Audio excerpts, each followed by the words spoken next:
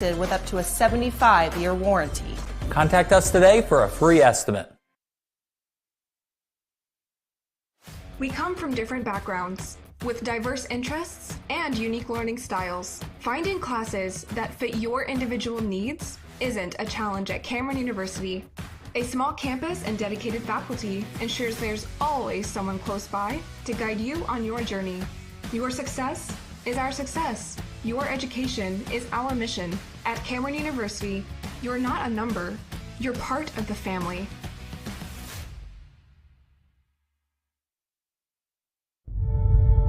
We fight the battles no one hears about. We drop into the middle of firefights to rescue others. And act as one-man air traffic control towers. We're the ones who go before all others.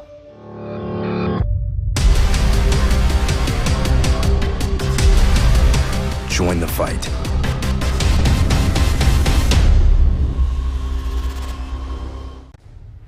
Here at Champion Plumbing, we take pride in taking care of our community. When we hit the road, we're fully prepared to solve your plumbing issues. We're family owned, and we are the standard for plumbing service. With a team full of champions, being the best plumbers in Oklahoma is just part of the job. So when we show up, you can rest easy, knowing that whatever the issue may be, we can handle it and make you a happy Champion customer. Contact Champion Plumbing today. I said it before and I'll say it again. Life moves pretty fast. You don't stop and look around once in a while, you could miss it. Welcome back to another fine Saturday morning here at the Johnson House, where the team at Champion Plumbing is about to perform one of their classic pipelining maneuvers. Watch their technique as they begin pouring in that epoxy. Oh, wow. Didn't miss a drop. That, ladies and gentlemen, and why these guys are the champs.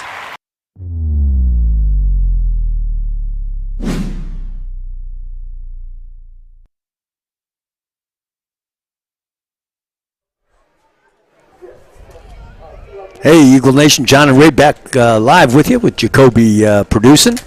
And as you see, we have the band on the field, and we will break away so that you can listen to the band do the national anthem when that time comes. But, Ray, how about if we do Keys to the Game?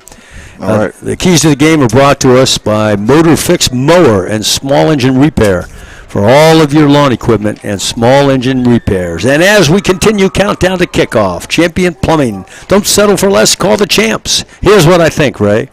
The Eagle defense has got to stop D'Angelo Irvin. Yep. Job number one. That kid's flat out good. He can carry a team. Last week he was sensational, running the ball as well as airing it out. The Eagle defense has answered the call the last two games, as we've noticed, really getting the stops when they needed to.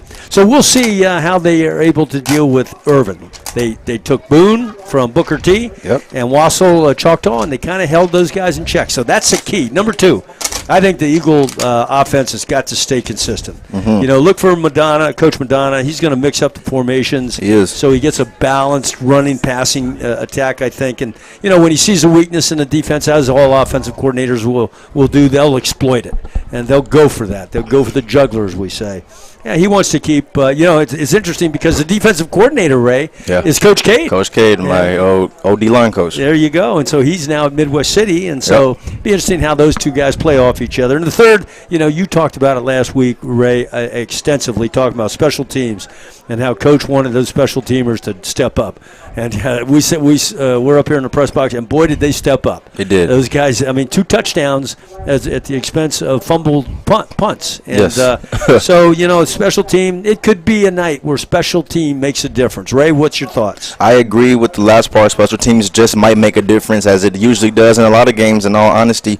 And I also just want to get back to Midwest City's quarterback, Irvin. He's going to be a big deal. If you saw Del City play the past 2 games, we have been a bit vulnerable when it comes to the quarterback keeps. And with Choctaw, they ran it on us with quarterback keeps a lot. Last week they did a lot with Boone last week at quarterback. And this week we have Irvin. Midwest City, they will come out in some typical formations, but they will, and the formations will seem a bit repetitive, but what they will do is do multiple things out of those formations. One of the many things that they'll do is keep the ball with Irvin, and they will run up the middle or to the outside with him, and Del City is going to have to contain him. I would expect Coach Jones to might move to a 4-man front eventually in this game, or he probably will stack the box a lot with our backers, but I expect us to be playing heavy run today against this Midwest City offense, as they're more than likely going to come out and try to run the ball heavy against us. Man, great thoughts, Ray. That's why it's so valuable to have you up here to share that players' approach to the game. Okay, so what we're going to do is we're going to go to our producer. Like I said, he's a producer broadcaster. He's going to give us the starting lineups, and the starting lineups are brought to you by Malone Property Management. And they're a small family-owned business, and they take great pride in helping their homeowners and renters alike. And for all of your real estate needs, go see Malone Property Management. So over to Jacoby. He's going to be on the headset, and he's going to give you the starting lineups.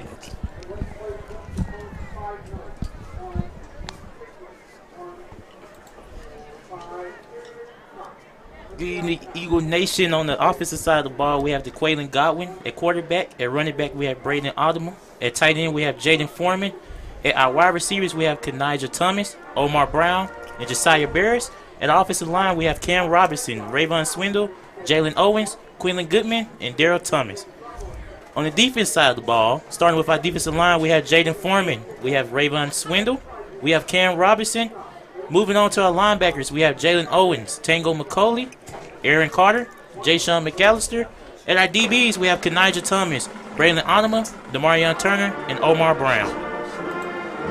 And that concludes that. Now, Eagle Nation, I think we're going to move on to the field. No, you keep going. Okay. Just practicing down there. Okay, so we're going to move on to our Midwest City starting offensive line. We have D'Angelo Irvin at quarterback. At our running back, we have Jalen Woody. At our wide receiver, we have Kenneth Costin. We got Jamarion Hamilton, and we got William Bros. And we also got Davon Simpsons. At our left tackle, we have Demarion Jones. We have Quavion Carter. We have Avon Curry, Humberto Abrazo, and we also have Jacob Brunson. Moving on to our defensive side of the ball, we have Gimel Maxwell, Humberto Abrazo, Quintavion Carter. We also got Richard Arnett. At our linebackers, we have Aiden Johnson Tarleton. At our middle linebackers, we have Dre Richardson. We have Darion Rogers. We also have a cornerback at Santana Landing. And we also got D'Angelo Irvin, Josiah Johnson, and Jalen Woody.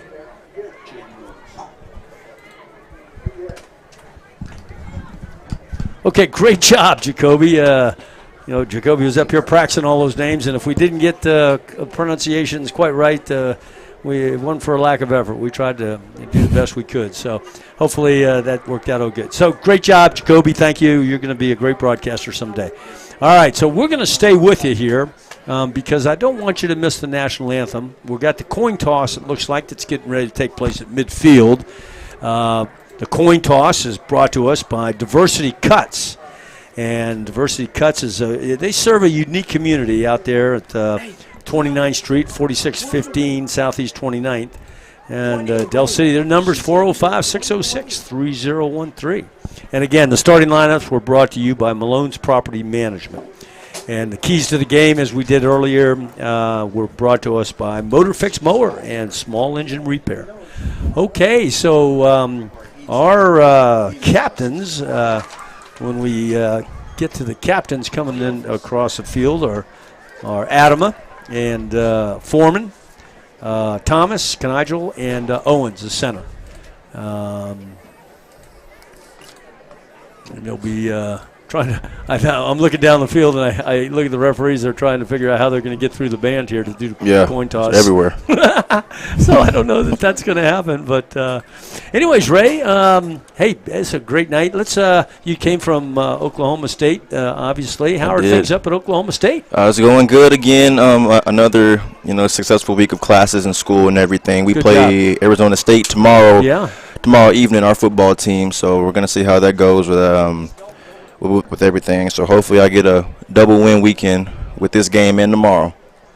Oh, that's going to be fun. It's fun. Oklahoma high school football and Oklahoma college football is really big. I mean, everybody in this state is either OU, OSU, and, of course, in this eastern part of Oklahoma County, we got the Midwest City, Del City, Carl Albert, and those teams are always competing against each other. They're always competing for a state championship in many sports.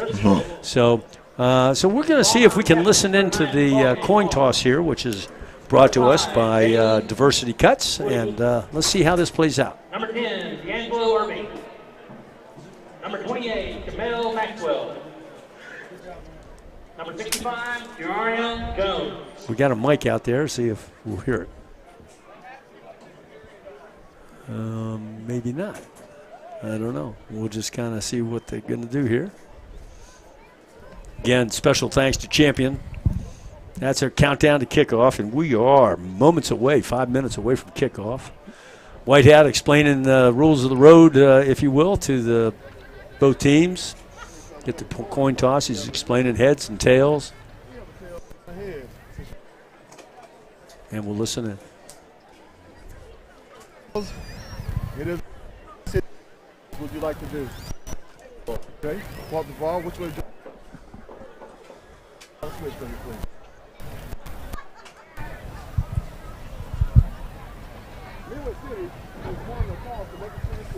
Midwest City won the toss. They're going to receive. And they'll be defending the west goal. And so Del City will be kicking off right to left on your screen. And so we're moments away, but we're going to stay with you again because I want you all to hear this combined national anthem that's getting ready to go down. The color guards from both schools are down there. I think maybe we might be getting close to that.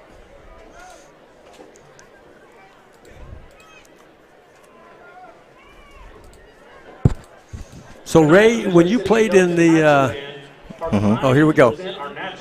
Here goes the national anthem, ladies and gentlemen. If you're able and feel free to sing along.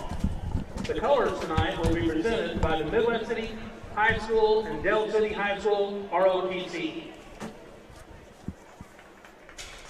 Cadet Ensign Coates, Cadet Ensign Black, Cadet Senior Airman Kiera Kennedy, Cadet Staff Sergeant John Terrell Fletcher,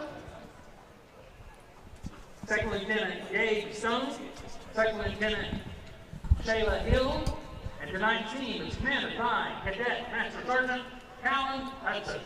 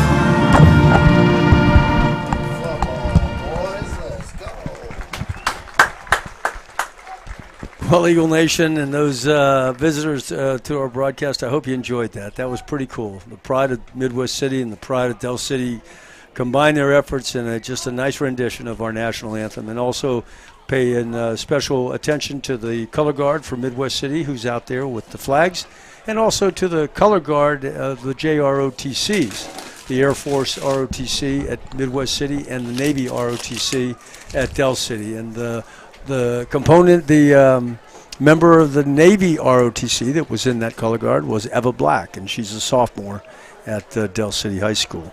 All right, we're getting close, ladies and gentlemen. We've had coin toss. You know what to expect. You're going to see a kickoff that's going to go to the Bombers. They want the ball to start off. So the teams are back on the field. They're getting ready to come through the tunnels. But we're going to go ahead and go to one more commercial break. Don't go away. We're moments away from kickoff. And here come the Eagles. And we are going to go ahead and get a commercial break.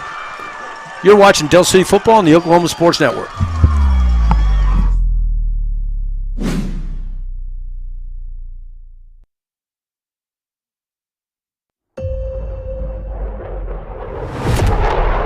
The Earth is 70% water.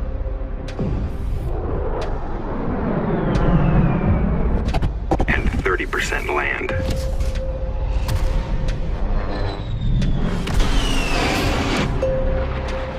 But the entire sky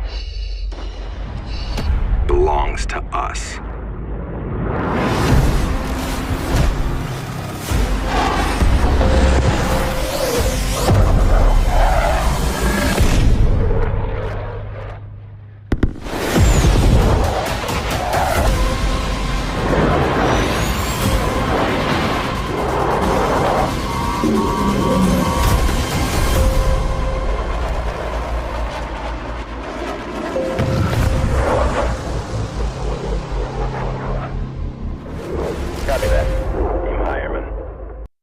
Here at Champion Plumbing, we grew up under these lights, so we know what hard work and dedication really means. Because to us, being the best is about helping our community when they need us most. It's about giving our all on every play and every job. Being your hometown champs means being part of a team that succeeds together. So every time you call, you get nothing but our best. And that's what makes us Champion Plumbing.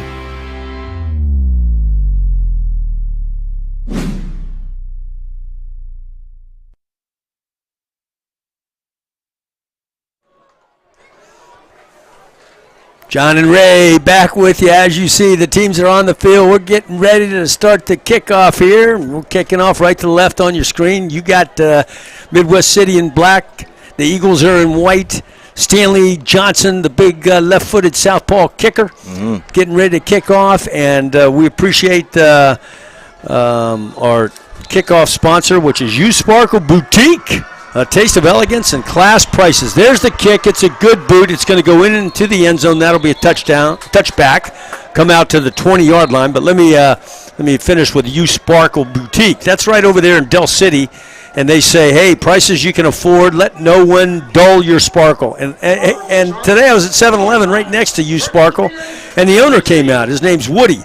And a great guy. Comes out and talks about, he says he loves what's going on with the Oklahoma Sports Network and Del City. He's pumped up, man. I love the guy. His grandson plays for the University of Oklahoma. So it was great. Woody, if you're listening, man, thanks for your sponsorship. Eagles come out, the Bombers come out with a single back, and they got doubles, left and right, top of your screen, inside of the numbers. Expect a run here. D'Angelo in gun. A little change there at the line of scrimmage. Play clock is at, I don't see the play clock.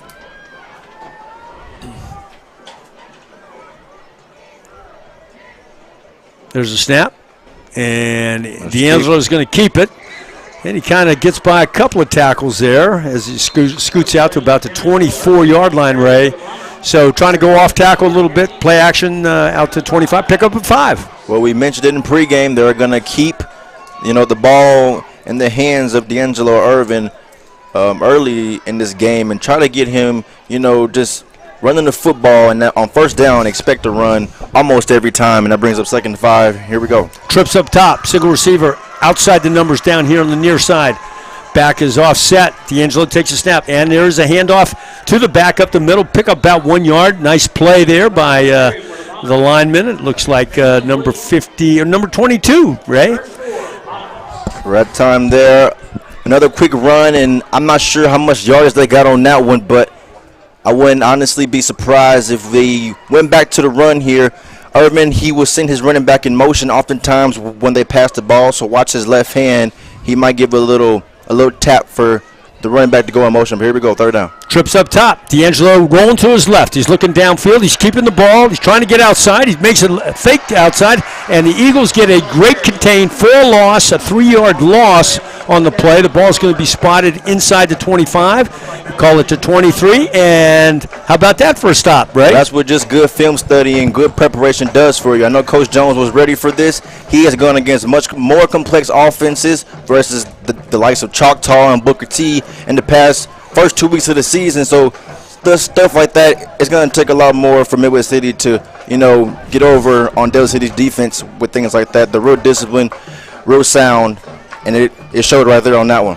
Okay, and there's the snap, and the kick is away, and it's an end-over-end kick. It's going to take a bounce at the 45. Adam picks it up. He heads across midfield, gets into Bomber territory.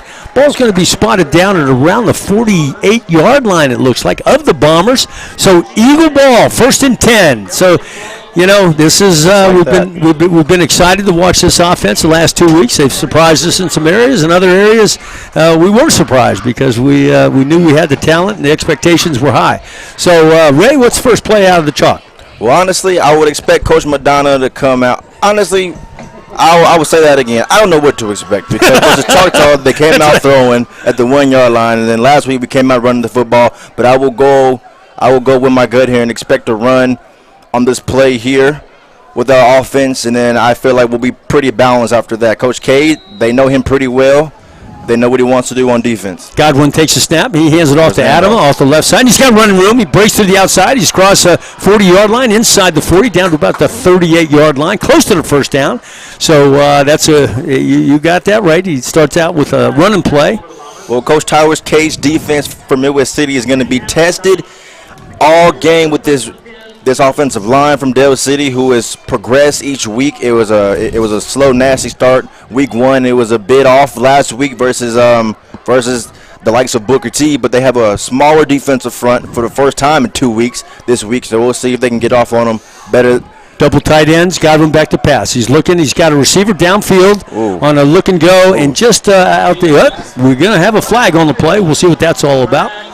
But one thing that I neglected to say, and I wanted to thank Champion Plumbing for, while we're waiting to see what the call is, for taking that, sponsoring that countdown to kickoff. You guys are awesome. And this first quarter, hey, guess who sponsors the first quarter? Ray, you got it. Champion Plumbing. Don't settle for less. Call the champs. And it is pass interference against the Bombers. So that would be an automatic first down, and they'll mark off 15 yards from the line of scrimmage. That's a good call there by the back judge, and it works out in Dale City's favor. That brings us up 15. I believe that'll bring up 1st and 10. So move the sticks, 1st and 10. Ball spotted at the 27-yard line. Godwin in gun, double tight, single receivers left and right. There's a handoff to Adam up the middle. Breaks to the outside again, keeps on his feet. And nice gain, about 8-yard gain inside the 20, inside the red zone. And the red zone is sponsored by Gregory's. Those guys got the red zone. Thank you, Gregory's Sporting Goods, your local go-to sporting goods store since 1981. So pickup of 8 on the first down. That's what we like.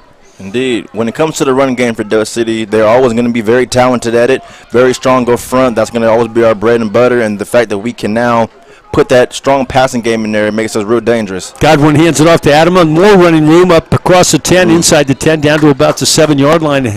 And he picks up the first down. So 1st and goal. Eagles having their way, it looks like, with the Bomber line, staying on the ground pretty much and staying inside the tackles. Well, I have a strong feeling that I can read Coach Madonna's mind right now. He wants to challenge Coach K's defense with the run game. And it's working. You bet. Adam takes a handoff, little sidestep, and then breaks to the outside of the tackle there. Goes across 5-yard line. It's going to be spotted around the 3-yard line. Again, it's goal to go. So 2nd and goal. Eagle ball here, and they're staying with the double tight. They got the big Foreman there on one end. And I believe Tango McCulley has been in this entire series. But, yeah, they have Ace with 2 tight ends here. There's a handoff to Adam again. Oh, no, he doesn't. Kept it. Touchdown. He kept it on the end around. Ooh, kind of a cut down on. Whoops. Well, just like that, Eagles get in, threw it one time, got the PI, didn't even complete it, and they ran it on every play after that, just a really good drive. And Coach Cade is over here. He heated it as he threw his headphones off his head from Midwest City sideline. But a really good, strong drive for Del City and a good first impression to put on Midwest City for this game. And so on the field, looks like we have an injury timeout going on, so we're going to break away. So stay with us. You got a great Eagles on top. Watching Del City football on the Oklahoma Sports Network.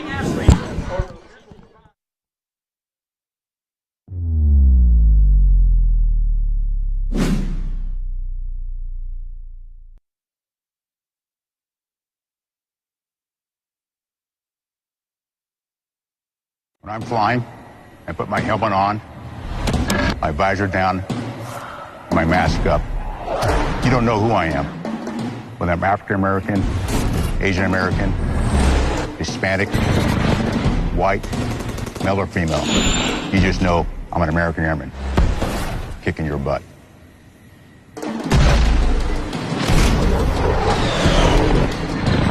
I'm General C.Q. Brown Jr. Come join us. When it comes to your home, you need someone that you can trust to keep it safe and protected for you and your family. Vesta Foundation Solutions is your local, family-owned company that has helped many homeowners fix and protect their homes. Our engineered solutions can take care of all of your foundation repair, basement waterproofing, concrete leveling, and dirt crawl space repair needs. We take pride in getting the job done right, and you'll always be protected with up to a 75-year warranty. Contact us today for a free estimate. We come from different backgrounds with diverse interests and unique learning styles. Finding classes that fit your individual needs isn't a challenge at Cameron University. A small campus and dedicated faculty ensures there's always someone close by to guide you on your journey. Your success is our success. Your education is our mission. At Cameron University, you're not a number, you're part of the... John and Ray back live with you. And that injured player was helped to the sideline on his own. And goals beyond for the extra point. Stanley to kick the extra point. The hold is down. Kick is up, and the kick is good. So Eagles are on top 7-0, and they just took the ball and marched right down, about 48-yard drive, and took it in for the score. And so you're watching Del City Football. We're going to take time out. You're watching Del City Football on the Oklahoma Sports Network.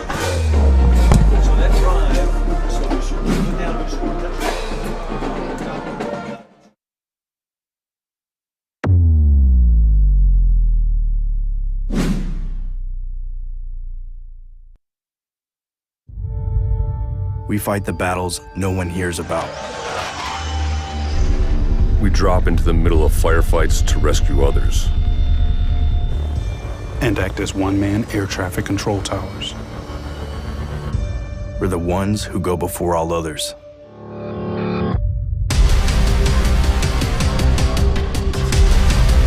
Join the fight.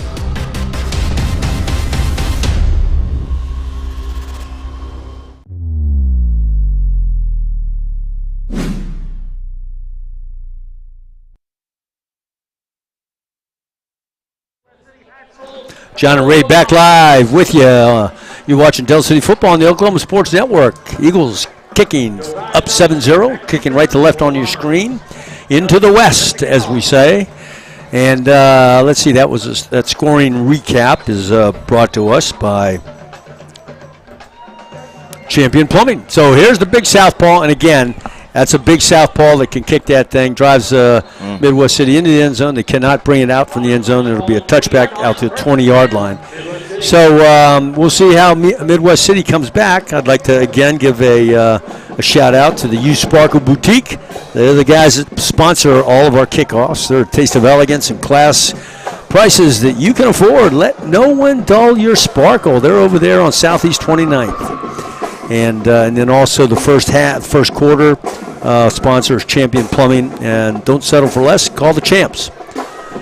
Okay, and then we did show you that instant replay, and that instant replay was brought to you by Triple Elite. We'll find world-class designs and hot new styles at Triple Elite. Bombers 1st and 10. Ball's at the 20-yard line. D'Angelo still in a quarterback. In at gun, we got a bunch on this side. It looks like a trip. That right side. Trip bunch down here on the right side, on the far near side of the field, wide side of the field though. D'Angelo, he's got a little out route. He's got the receiver out there. What a play! What a play! I mean, just being grabbed on and held on to, and he makes his way, fights off that block from the wide receiver and gets there. I feel like if Midwest City wants to win this game, they're going to have to change up what they want to do normally. They're going to have to get, deep into the playbook and get Del City off balance, because what they're about to do, Del City have seen for years and years from them, and they're not going to beat Del City the same way that they have in the past by just beating them with, being undisciplined and big plays and them just not being aware and again, being undisciplined and out of position. Godwin takes a snap, hands it off to his offset back, who up the middle, who had a little bit of running room before he was corralled by a group of Fighting Eagles there at about the ball be spotted at the 23-yard line. So the Bombers are showing a lot of different formations. They're running trips to wide. They're running bunch formations, and now it looks like they're going to line up in double tight with no receiver out on the top wide part of the screen and single receiver down here on the numbers.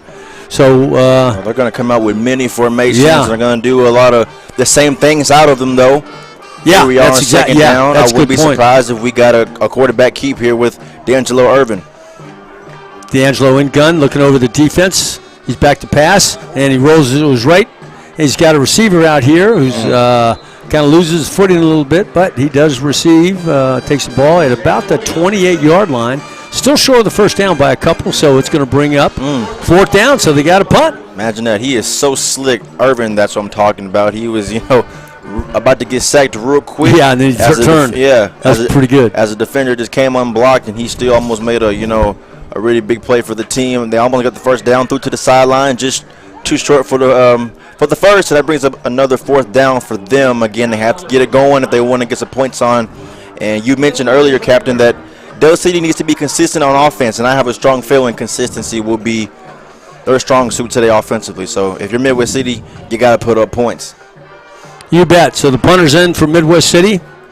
Standard pump formation, and he gets it away, and it's going to angle towards the sideline. It's going to hit inside. He's going to return that. And we are going to get a return by Adama. Adama's heading to the outside. He gets to the outside, and he's still on his feet. Cross midfield down to about the 46-yard line, Bomber territory.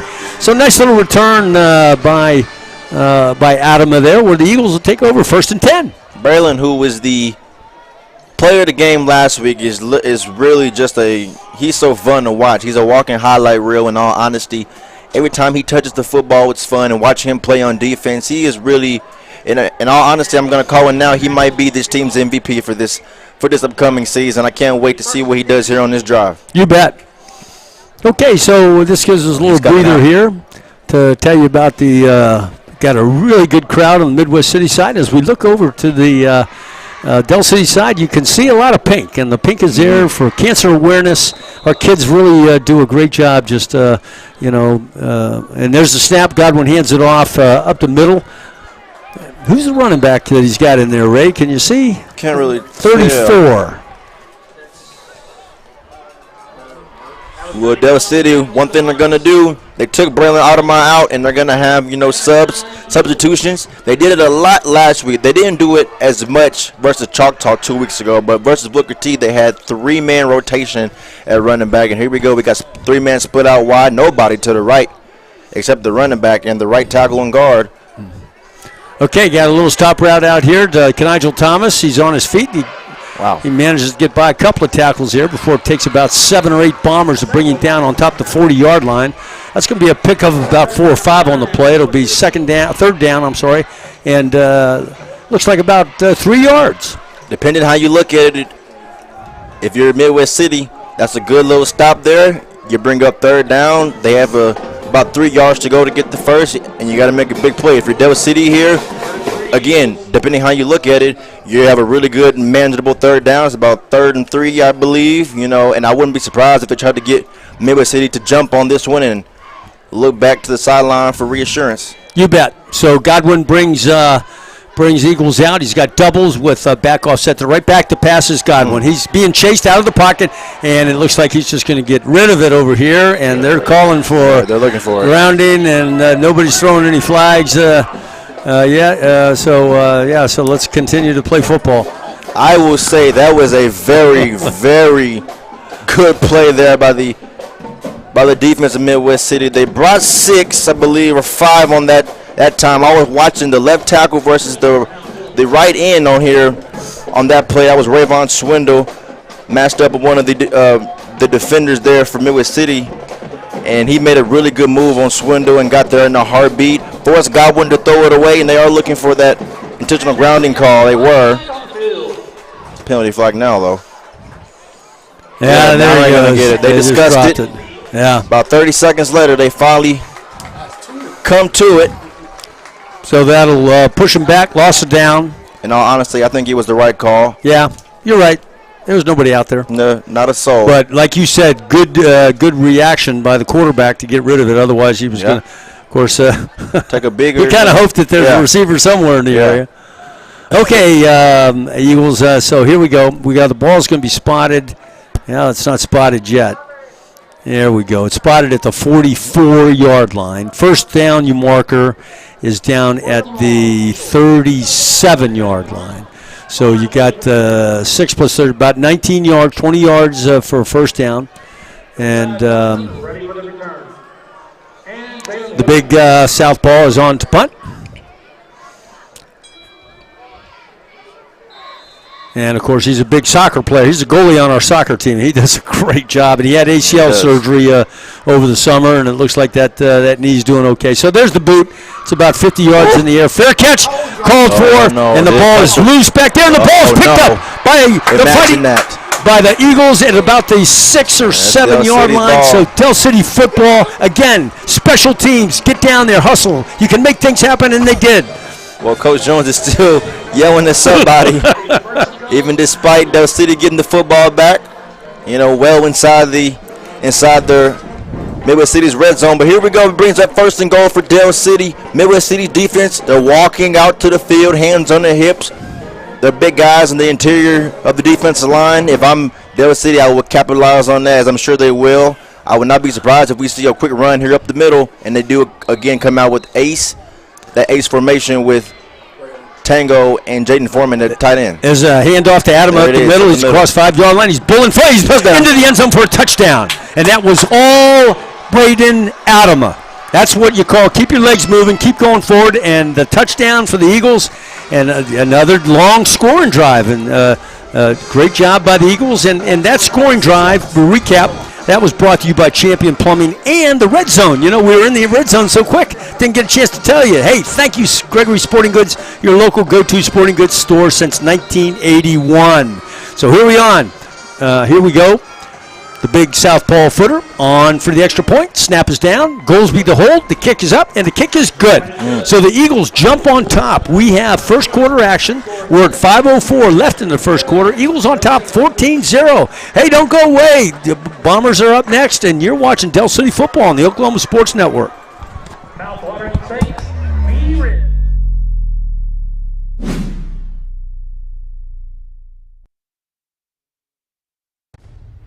Here at Champion Plumbing, we take pride in taking care of our community.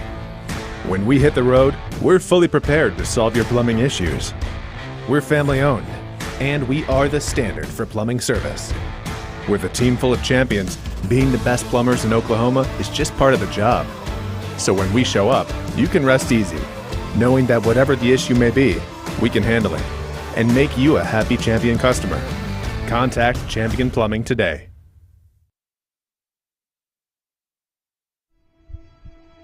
I said it before and I'll say it again. Life moves pretty fast.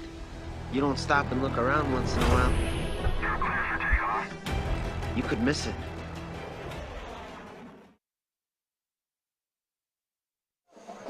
John and Ray back with you. 14-0, Eagles on top, 5:04 left in the first quarter, and the big southpaw kicker, Stanley Johnson, getting ready to tee it up. Our kickoff is brought to you by U-Sparkle Boutique. Taste of elegance and class prices you can afford. Let no one stole your sparkle. All right, thank you for you, Sparkle Boutique. And there's the boot. And again, it's another boot. It's going to go into the end zone and out of the end zone. It'll come out to the 20-yard line. And it'll be 1st and 10 for the Bombers. So, Ray, if you don't mind, I'd like to give a quick shout-out. This shout-out goes to my son, Jack, who is a Navy fighter pilot, and he just returned with the USS Truman Battle Group. And those guys were over there in the Ionian Sea supporting NATO. They were supporting NATO in the Russian-Ukraine conflict that's going on.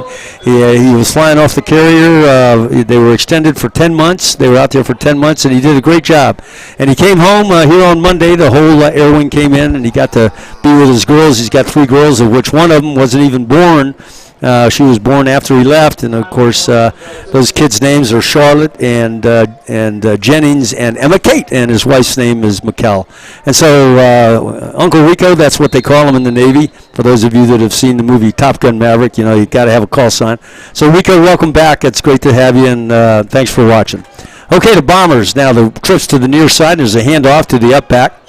And the up back goes absolutely nowhere. The line collapsed, second level blitzed, and the ball's going to be spotted for a loss of about 3 down to about the 18-yard line. Well, like you said, the line collapsed and the second level came up and just did their job. Midwest City's the right side of their offensive line, they gave it away what they were going to do. I could tell that they were going to run, right behind the right guard and right off the right tackle's butt, and they did that time. He gave it away, and he's standing up here watching the right tackle. Expect to pass on this play here. So the Bombers, as you can see, they got a bunch out to the left. D'Angelo looking for a little screen. The ball's up in the air, and it was knocked into the air by Jadon Foreman, and he almost intercepted. And so that'll bring up a big 3rd down and 12 for the Bombers. Well, there was supposed to be a screen, I believe, on that one, and Coach Jones brought the heat. Some defensive coordinators are scared to bring the blitz when it comes to screens because some offenses, they capitalize on it, but not that time when you have, D'Angelo Irvin, who's not the tallest guy, and then you have Jaden Foreman coming straight at you, who is a little taller, on the taller end at 6'3", gets his hand up and then almost comes down with the pick. And here we go. A little bit more spread here this time by the Bombers.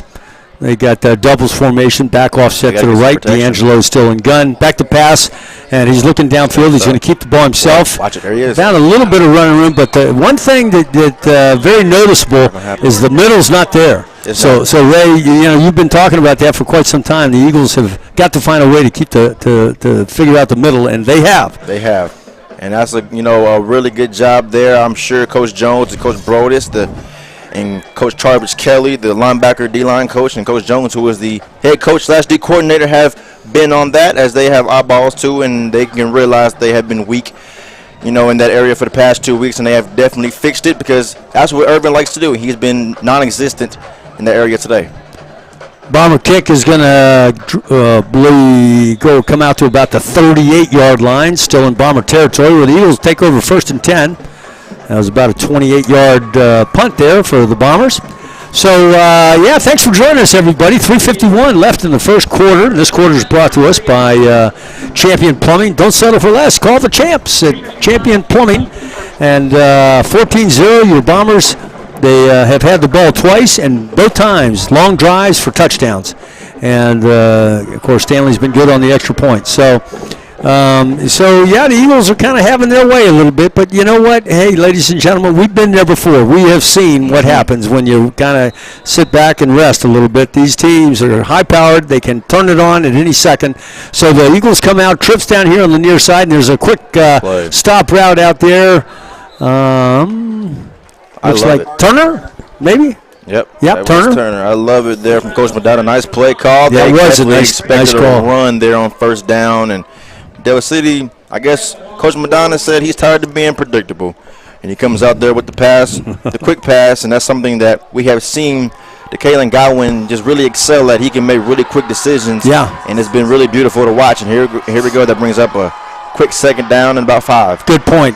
Godwin looks like they may have jumped. And 1st down right there. They like that. Yeah, they only need 4. They'll get 5. It'll be a 1st down. Godwin, it's fun to watch him mature. He had a breakout game that first game, and we all said, man, he's playing like a veteran. And of course, the second game wasn't quite like the first game. I think a tougher team and all that kind of stuff, and people would watch the players that seen some film. Yeah. They knew some of his tendencies, but just watching the way he orchestrates things out there and runs that offense, he's really turning into a pretty good little quarterback here.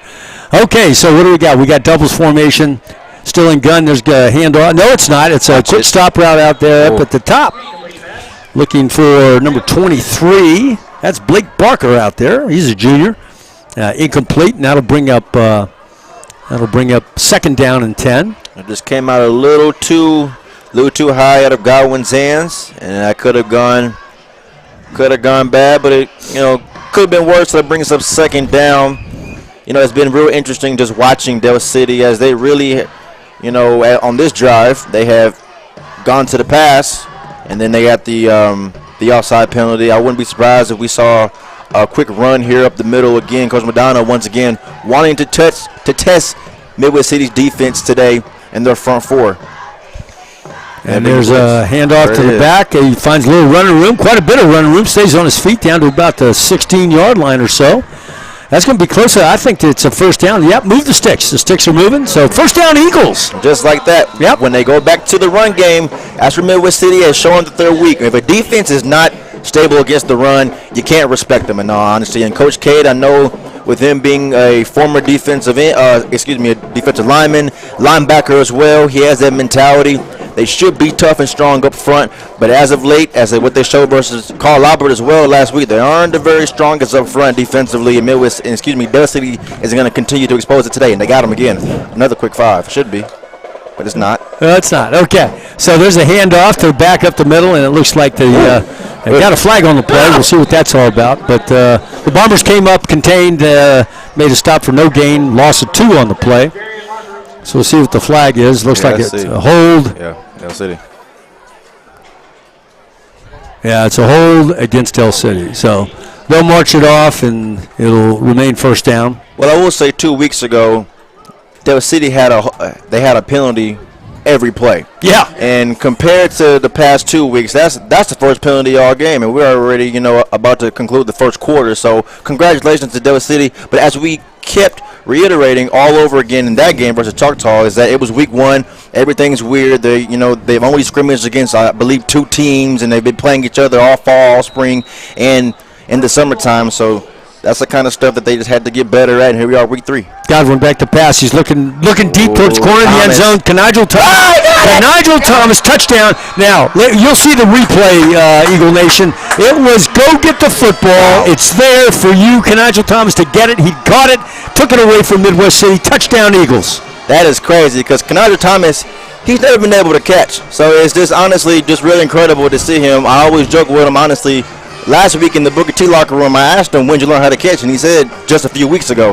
And I thought that was funny because he really can't catch. So seeing him do things like that is really good. And congrats to Nigel. And Del City, they're going to, again, as you preach in pregame, Captain, we have to be consistent offensively. It has been here consistently for us offensively in Midwest City. They got to do something on their side of the ball when it comes to offense. You bet, Ray. So let's see. So the hold by Goolsby is good. The kick is up, and the kick is good. So 21-0, your Eagles on top. 2:08 left in the first quarter. Stay with us. You're watching Del City football on the Oklahoma Sports Network.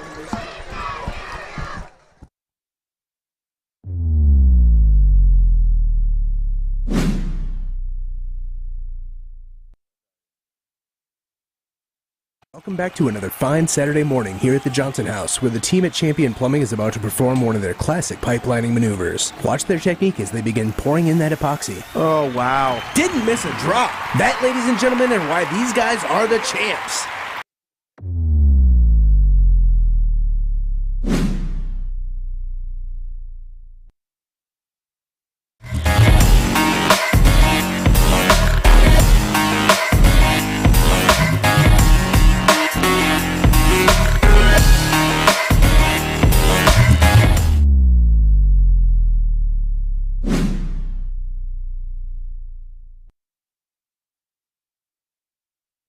Hey, John and Ray back live with you. Jacoby on the producing, and you'll hear from Jacoby at half. We got the Ray and Jacoby show, which we go at halftime, and it's always a great big event. And I know Eagle fans love it when we have that show. So that'll be at the halftime. So the big left footer, here he goes again. He puts that big boot into it. And again, that kid can kick. He's going to be kicking on Saturday afternoon somewhere. That ball goes into the end zone, out of the end zone, touchback, come back to the 20-yard line. It's 2:04 left, and your Eagles are on top. They've had the ball 3 times for 3 scores, 21-0. Ray?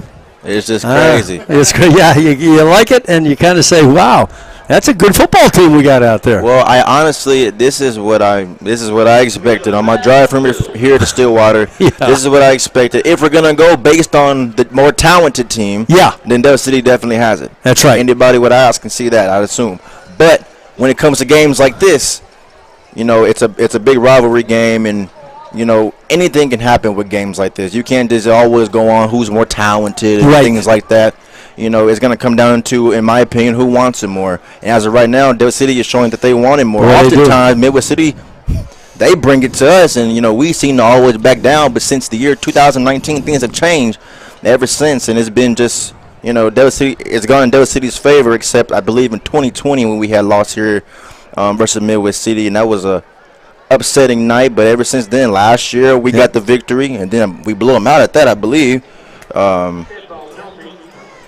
So, Ray, you know all those guys on the line, right? I do. Yeah, so talk about those guys on the offensive line. I mean, they're the ones that are pushing everybody around out there. Well, like I said, week 1, it was a struggle. They had 2 big dudes in the interior for Choctaw when they played. Yeah. Then they had another 2, tough guys in the interior as well versus Booker T. They have a smaller defensive line that they're going against today versus Midwest City, but Midwest City is just not bringing it. Yeah, and that's Del right. City is, and Coach Jones, he always preaches how he wants guys to just go. And like I said earlier, the run game has been our bread and butter. We can't pass if we can't run. That's right. And it's hard to respect the offense that can't really run the ball, and we are very, very respected because of that. And it's just going to continue for years and years to come. Here we go, 1st and 10. Okay, great analysis, Ray. Thanks for sharing with us. There's a hand. No, it's not. D'Angelo Cupid. Wow. And in the backfield, almost instantaneously, who was it? It was a Tango? lot of people. Was it Tango? I think that was McAllister got in first on that one, and then the rest of the guys came and cleaned it up. It's just getting real predictable. But like I said, it was just great film study and great preparation. That's what it's about. For defense. For Del City. And, again, that is what it's about. When you come into these games for any sport, you got to prepare. They did a great job at it, and it's showing in this game. Godwin in, gun, back to pass. He's looking across the middle. He's got an out route at the top of the screen. Out route good for about 6 yards or so. That puts him inside the markers, so it'll be 3rd down, about 8. So that was a nice pitch catch. The defender, Del City, was kind of playing off a little bit, and that's kind of to be expected with the score as it is. And definitely. If you recall last week when we played Booker T, they attacked us underneath a lot. That's where they had their most success offensively. Right, yeah. And they only put up 7 points, I believe. And then here we go. Midwest City gets their, I believe, 2nd positive play of the game. Oh, they got Tango on that one. Yeah, they did.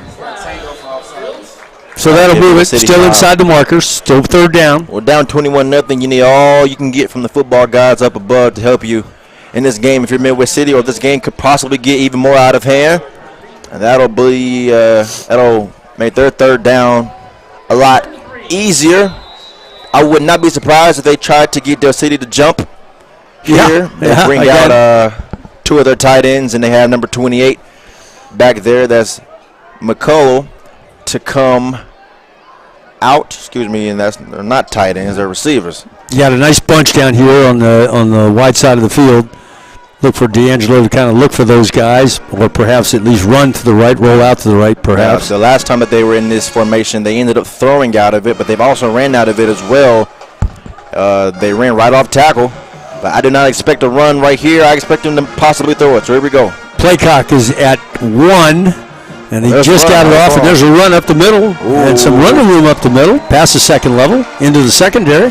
So that's a pickup about 8 or 9 on the play, so that'd be a 1st down for the Bombers. And that's what Midwest City wants to do. I mentioned earlier how they might want to go deeper into the playbook, but if what you got works, then use it. They don't want to abandon, obviously what they do, and that's Midwest City sideline was clapping here. That's a good sign of life there for them, and that brings up 1st and 10 for the Bombers.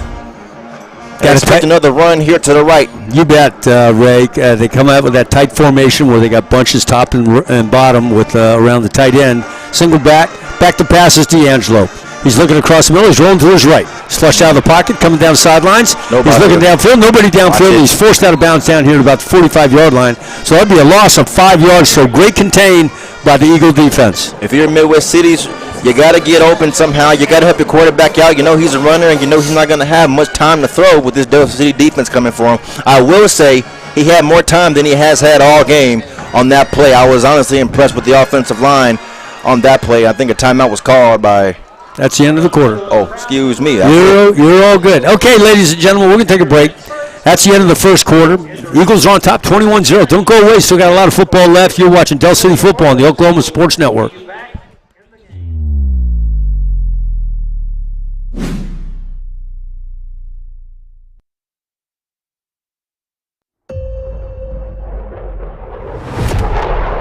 The Earth is 70% water.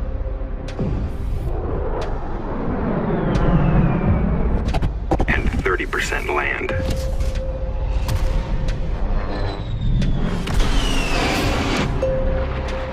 But the entire sky belongs to us.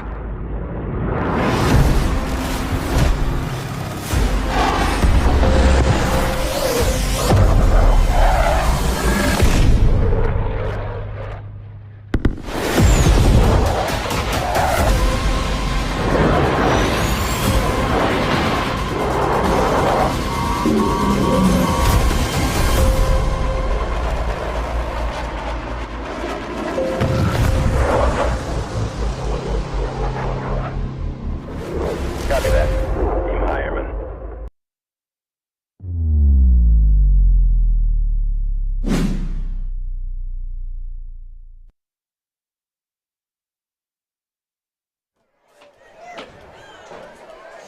Okay, John and Ray back with you. Beginning of the second quarter. The second quarter is brought to us by Bobby Lewis Insurance. Surprisingly great rates, 2 locations to serve you. Okay, the Bombers come out. 1st and 10. D'Angelo being flushed out to his left. He's got some running room out there. He's going to cross midfield, 45 down the 40-yard line, inside, now outside the 40, probably the 41, 42-yard line where to be spotted. Not quite a first down. He's going to be a couple yards short of the first down, so that'll bring up a second down. Showing signs of life is Midwest City's offense. Like you said, Captain, earlier, you know, when you get sleepy, you know, things can happen. You know, for the other team in Del City, we don't want to get too complacent, but that's just how it always seems to be when it comes to sports and you know, and big leads early in games. The other team always seems to, you know, make their presence felt later in the game, and that's D'Angelo Irvin. That's just him. Expect a run to the left side. Here it comes. They're gonna power it. Yeah, look at that formation. Whoop. Almost got him. Yeah, almost got him. There it is. And that's exactly what they did. Little running room out here. Good scat back there. Across 40 down to about the 37-yard line.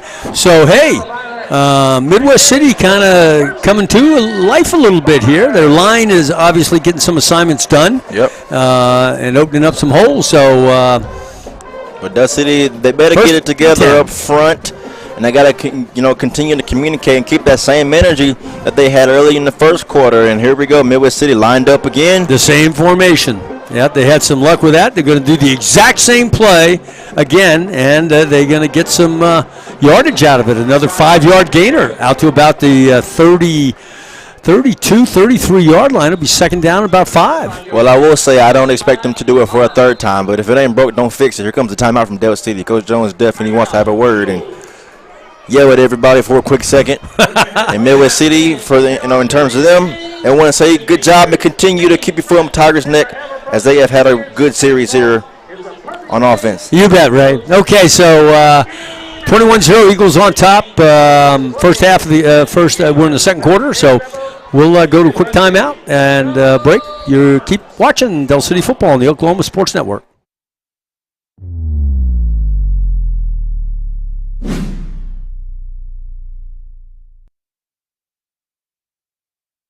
Here at Champion Plumbing, we grew up under these lights, so we know what hard work and dedication really means. Because to us, being the best is about helping our community when they need us most. It's about giving our all on every play and every job. Being your hometown champs means being part of a team that succeeds together. So every time you call, you get nothing but our best. And that's what makes us Champion Plumbing.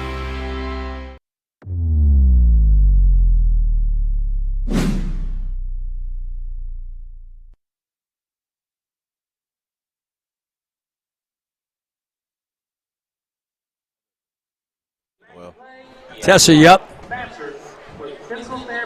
Got Tessa down there, OSN. Let's hear if she can give us some analysis. Yeah, I'm over here, believe it or not, on the Midwest City sideline, but after that first quarter, Del City was doing such a great job of capitalizing on the mistakes of Midwest City and turning those into successes for them. They got plenty of points up on the board. And then also, I think, as always, that defensive line is in on everything. So even if they're not making the tackle or making the play, they're always there. And sometimes that presence is creating those big plays for them.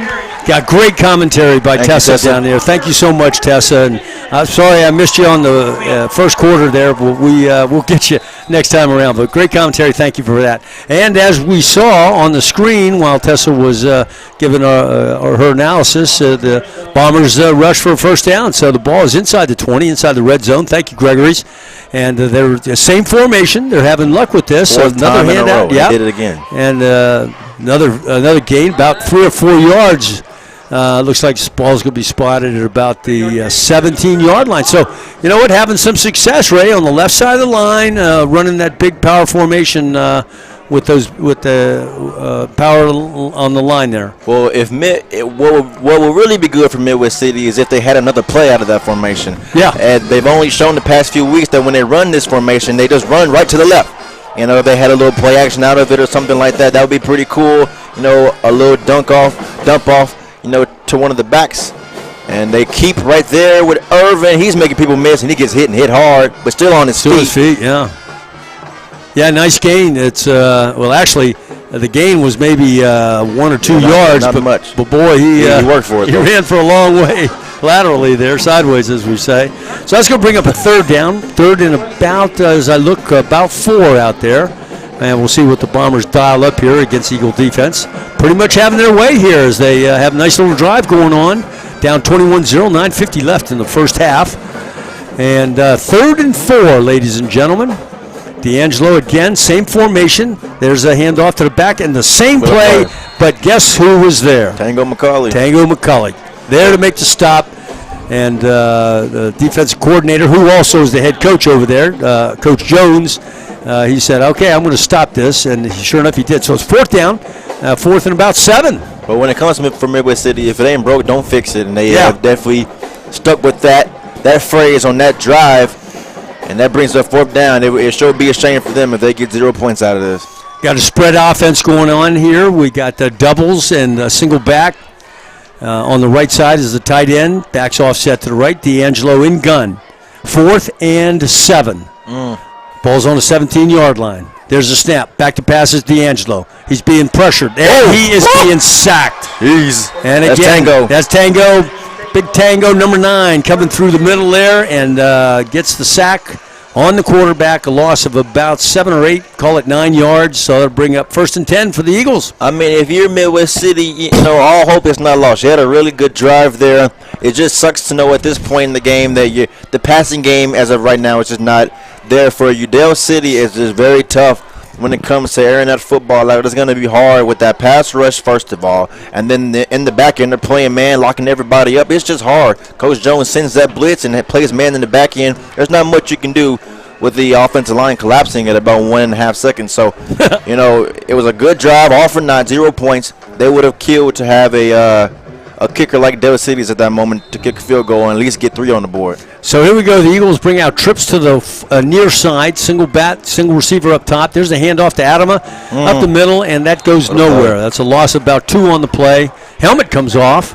So I think Midwest City kind of on that last drive, they figured they got a little momentum, and the momentum is kind of being carried over to the defense here a little bit. That's how it works. Everybody was on the sideline for Midwest City cheering for their offense.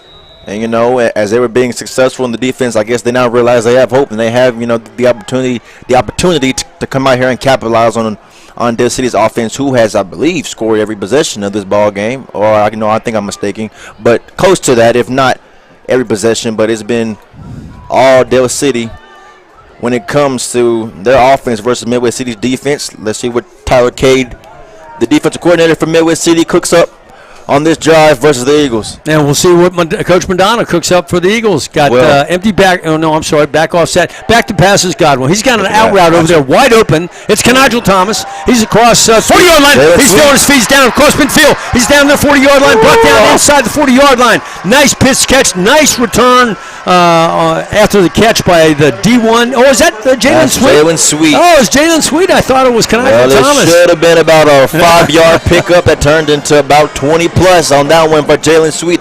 After the catch, it was all him, and you can always determine how good a wide receiver is after what he does after he catches the ball. That's right. And Jalen Sweet just real athletic, real quick as well, and good feet there. Exposed that defender on that one. Godwin hands it. No, he keeps it up the middle. Oh my goodness. He's got some running room. He's dancing. He's still on his feet. He's crossed 30-yard line. He's inside the 20-yard line. He's down to inside the 10-yard line.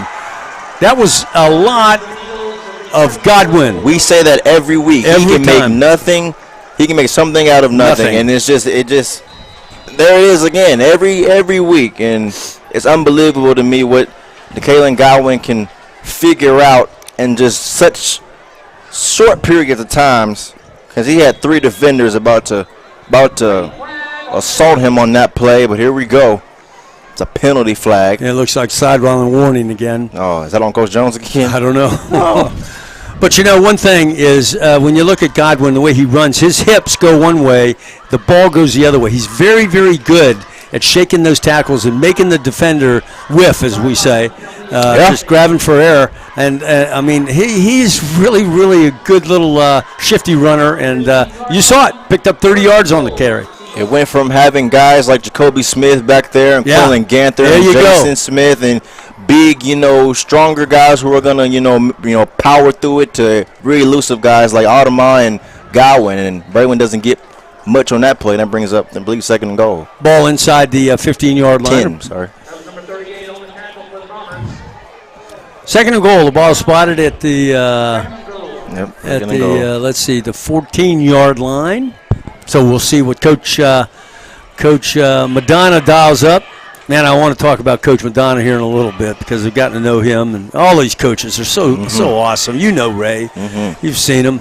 They're dedicated. Back to passes, Godwin. He's looking at the out route. He's got a receiver out there in the out route. Actually, he had 2 receivers, one in the corner of the end zone, one on the out route. Overthrows the short one, and that'll bring up 3rd down and 14. I believe everybody that's rooting for Dust City was hoping he would connect with Josiah Burris out there, who eventually ended up being alone, but the defender just got off of him real quick as he saw the ball get released, and just came out of the hands of Godwin wrong. As you said, he overthrew it, brings up a 3rd and goal, and we'll see what they do here. I'd assume that they try to take a shot in the end zone perhaps, but we'll see. 3rd and goal. Godwin back offset to his left. It's out of it, back to pass. He's looking across the field. He's got a receiver. In and out of the hands of big tight end Jadon Foreman in the end zone, so that'll bring up 4th down. Well, in this part of the field, you have big Jadon Foreman who can go up there and go catch it. If he has a better ball, he's definitely bringing that in. It's a mismatch pretty much every time. He's a defensive end as well. That's what he's going to go in Division I for is at end. And here he goes playing both sides of the football. As a tight end, a mismatch there, but if he has a better ball, just like he did versus Choctaw Week 1, he's scoring. The big southpaw kicker comes in. Goalsby to hold. It's going to be a 22-yard attempt. Stanley Johnson, there's the kick. The kick is up, and it is a line drive kick. He may have gotten through. He does get it through on the line drive kick. So 3 more points for the Eagles, puts them at 24. So Eagles are on top, 24-0, 5:48, first half. Don't go away. You're watching Del City football on the Oklahoma Sports Network.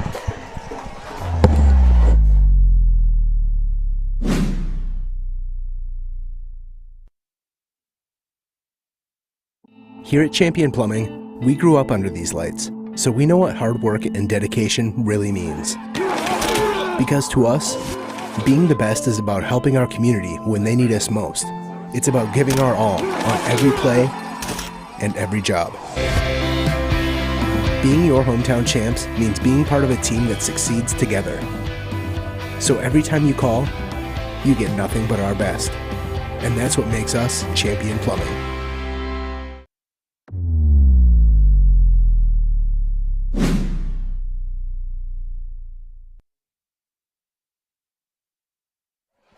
John and Ray back live with you at 24:05:48 left in the first half.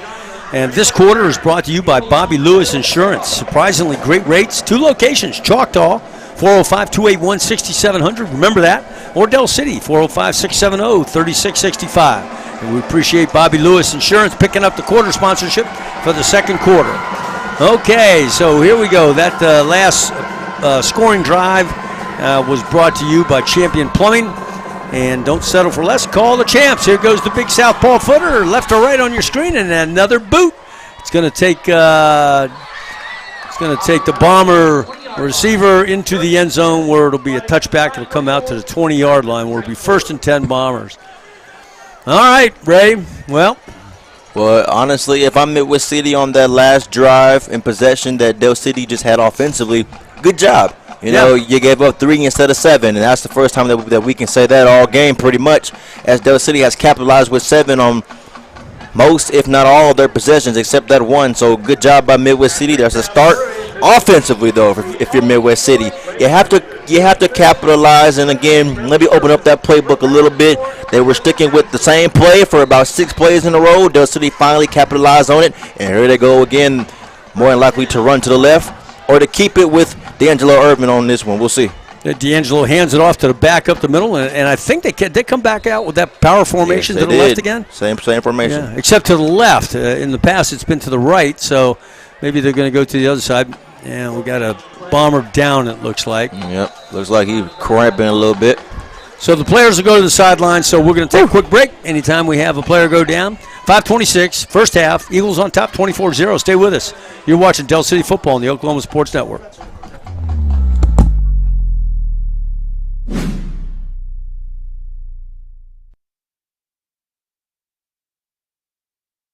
When I'm flying, I put my helmet on, my visor down, my mask up. You don't know who I am. Whether I'm African American, Asian American, Hispanic, white, male or female. You just know I'm an American Airman kicking your butt.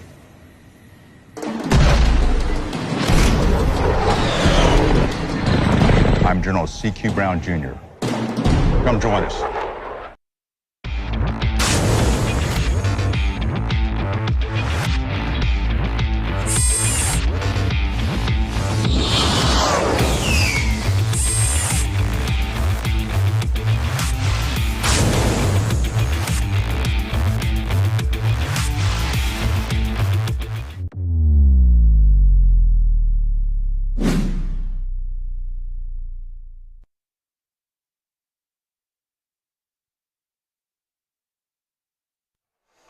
John and Ray back with you live.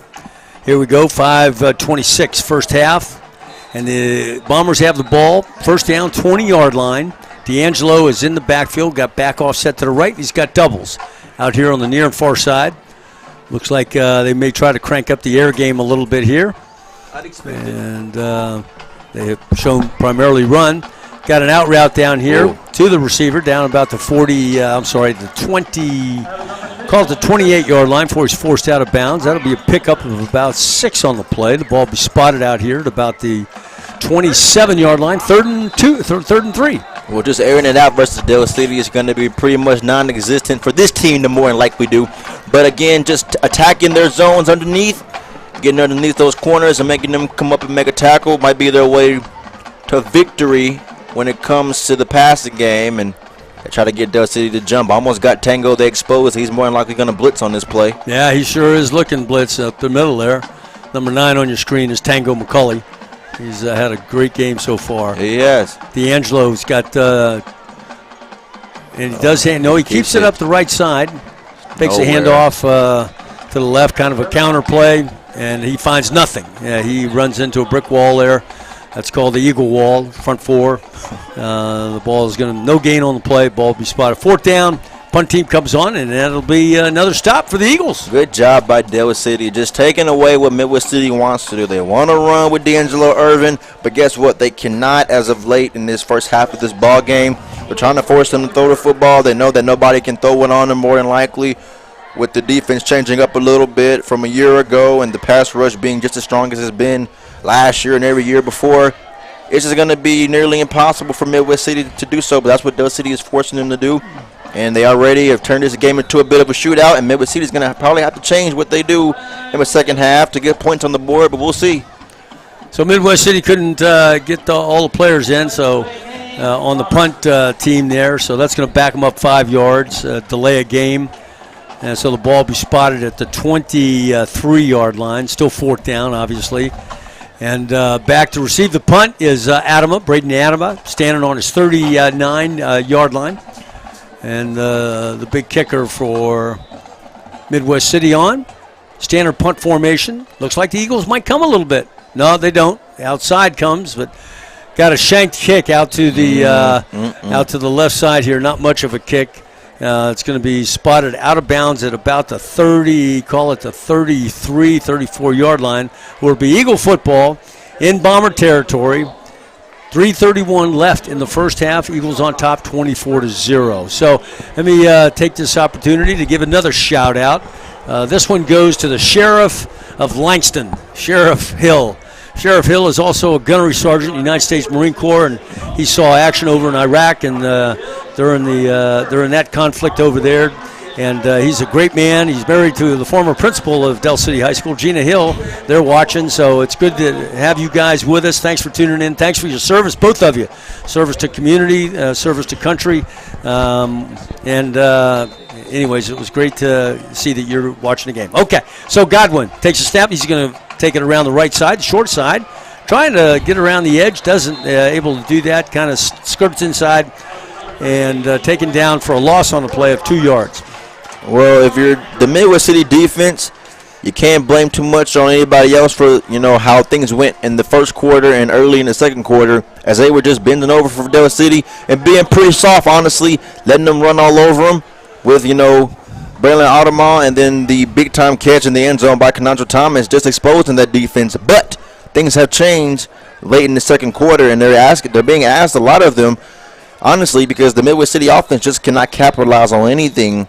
And it's going to come down to if they can or not. And Midwest City has definitely shown that they can and will stop Del City's offense at times. And the offense has to capitalize over Midwest City. But we have a timeout at the moment. Timeout on the field. So we're going to go to a quick commercial break. It's 24-0. Eagles on top. Stay with us. Del City Football, Oklahoma Sports Network.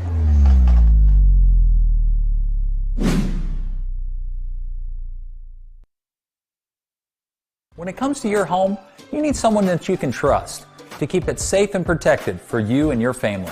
Vesta Foundation Solutions is your local, family-owned company that has helped many homeowners fix and protect their homes. Our engineered solutions can take care of all of your foundation repair, basement waterproofing, concrete leveling, and dirt crawl space repair needs. We take pride in getting the job done right, and you'll always be protected with up to a 75-year warranty. Contact us today for a free estimate.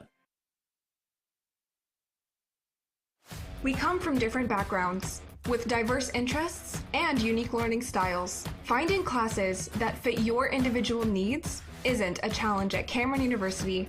A small campus and dedicated faculty ensures there's always someone close by to guide you on your journey. Your success is our success. Your education is our mission. At Cameron University, you're not a number, you're part of the family.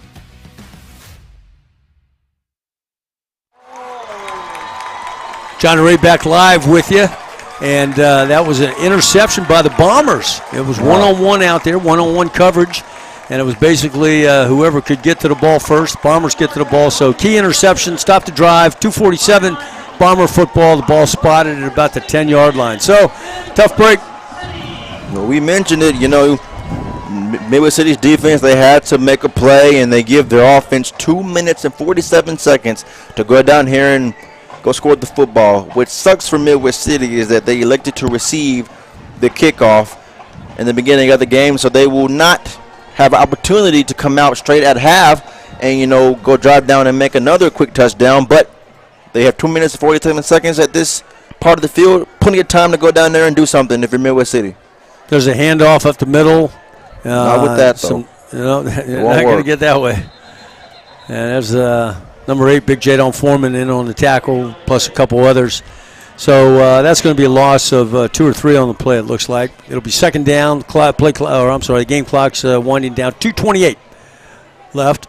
Well, this offensive line hasn't made their presence felt. I watched the game versus Carl Albert. They had moments where they were just, you know, doing a really good job versus that Carl Albert defensive front, moving guys, you know, making holes available and just being in the right spots. And Carl Albert just not doing their job defensively. But Del City, they definitely have came with a plan. They're definitely confident in their game plan today, and they have brought it to this Bombers offensive line, and it's shown as there have been no points put up by that offense, and that brings up second down. Well, play clock expires. Oh, no.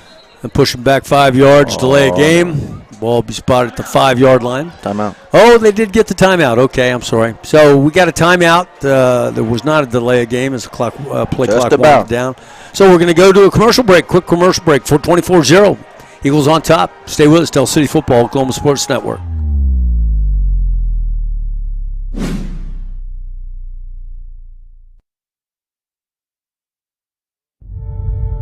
We fight the battles no one hears about. We drop into the middle of firefights to rescue others. And act as one-man air traffic control towers. We're the ones who go before all others.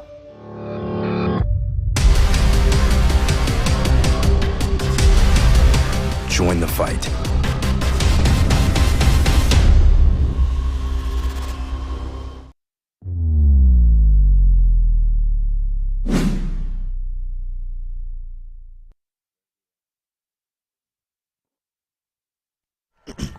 John and Ray back live with you.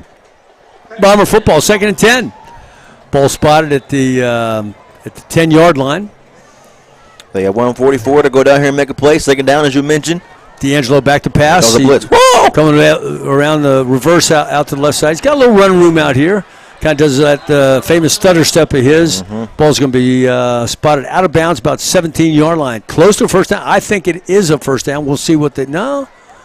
I'm sorry. It is not a first down. We're 3 yards shy. So 3rd and 2.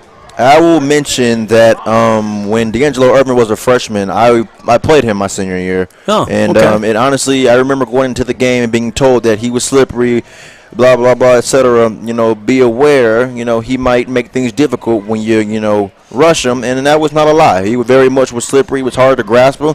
And, you know, he honestly – embarrassingly enough, got me a couple of times, and he showed it there on that play, and they're going to run that same play and formation. Yeah, I'm up the middle. It's going nowhere. Snuffed out by the Eagle defense. Get the first? Maybe not. Yeah, it's going to be close. 4th, I think. Yeah, 4th down. Ball I spotted just don't at the 19-yard line. So a yard short. So it's 4th down and about a long 1 or 2 yards there. Well, Angelo's staying in. Based off film, the only time that they usually use that formation is when it's, you know, short yardage situations, or they're going to come out and punt, or, you know, down at the, you know, in close to the end zone, and they're like 3rd and goal, 4th and goal, etc. But, you know, they have used it there trying to get it, and you're giving Del City the ball back, and they're going to obviously let the clock go.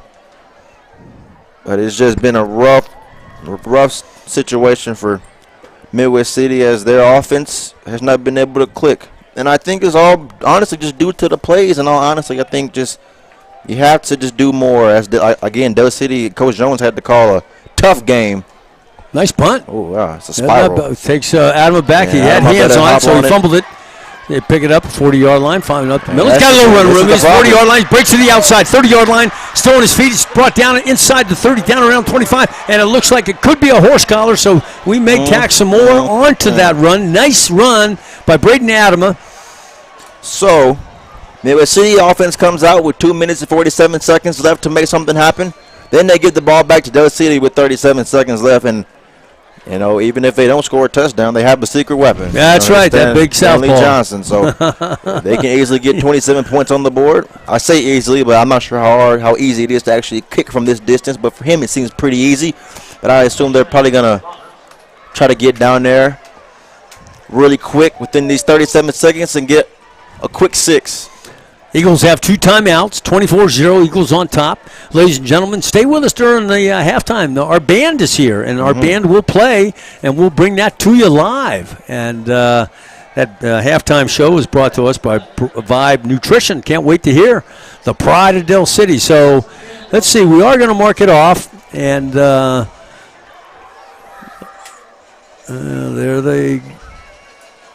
the ball spotted at the 15-yard line.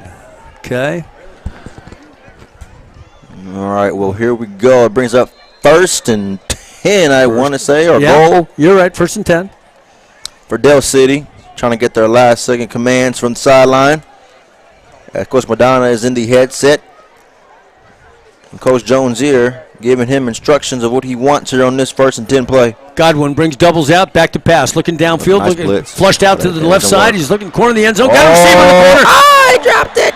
In and out of the hands out there. And it doesn't get more wide open than that. You know, you had both hands on it. You got to obviously bring it in. Not much to say on that one. And that's going to definitely hurt his ego a little bit. And that brings up 2nd and 10. And, that was tough. Tough break for Midwest City, though. I will say that. Wilson, the intended receiver out there, number 80. He's owning it. I see him looking at his teammates, and he owned it. And but that's the way it goes. Yep. Sometimes, sometimes it works, sometimes it doesn't. It's pretty simple. All right, so game clock's at 15. They may have burned a little bit too much. Yeah, they did. So they're putting some time back on the clock. They got 25 seconds now on the game clock. Where the Eagles have the ball, 2nd and 10. Still too much time for Del City to score. Midwest City, you better bow up here. Because I feel like if they are to score, Del City I'm talking about, they get the ball back after halftime. So Del City back to pass. Godwin looking across the middle, deep in the corner of the end zone, overthrows his intended receiver out there, who was Jalen Sweet in the backside of the end zone across the middle. Incomplete. That'll bring up 3rd down. All right, well, here we go. Go ahead. No, go ahead. I was just going to say, Coach, game clock's at 15 seconds. All right, as you said, 15 seconds left, 24-0 your score. Del City leading, and here we go. It brings up 3rd and 10. Del City hasn't, they missed 2 times on deep throws to the end zone, and I'd expect us to go ahead and make another shot to the end zone with this one. I don't see Jaden Foreman at the moment. If you look, Ray, you got Sweet and Kenigel Thomas, both of them down here on the near side. So I look for him to pass to one of those, perhaps in the corner of the end zone, a crossing route by both of them.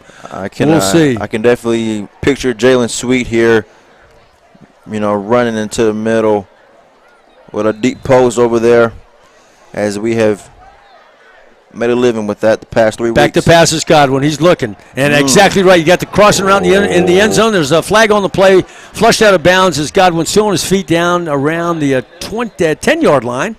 I think. We'll see what the flag's all about. Well, the routes ran by Kenigel Thomas and Jalen Sweet were beautiful. That's right. You had holding against Del City.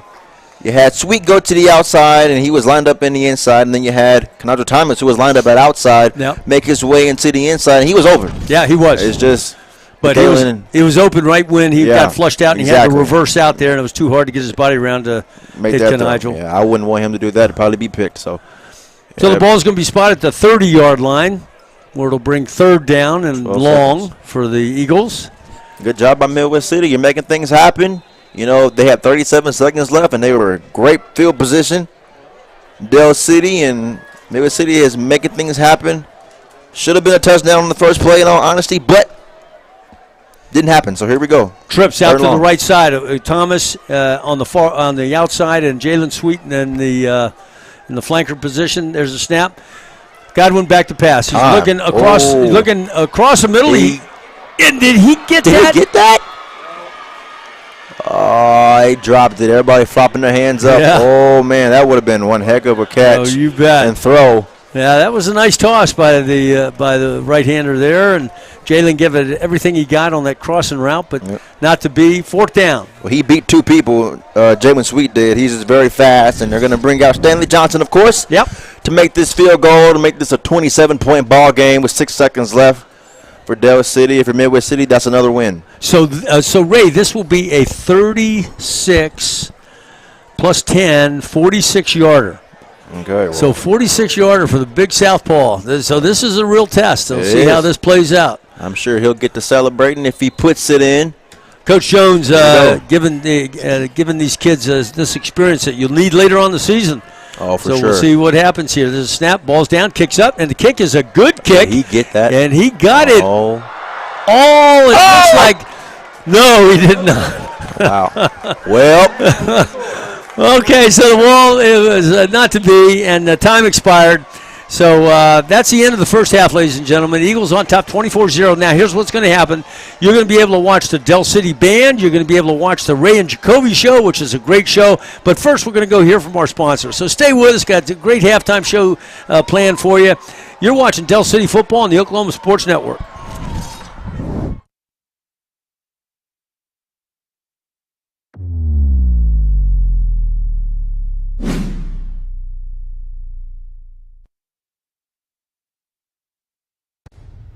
Here at Champion Plumbing, we take pride in taking care of our community.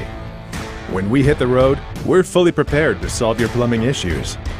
We're family owned, and we are the standard for plumbing service. With a team full of champions, being the best plumbers in Oklahoma is just part of the job. So when we show up, you can rest easy, knowing that whatever the issue may be, we can handle it and make you a happy Champion customer. Contact Champion Plumbing today. I said it before and I'll say it again. Life moves pretty fast. You don't stop and look around once in a while, you could miss it.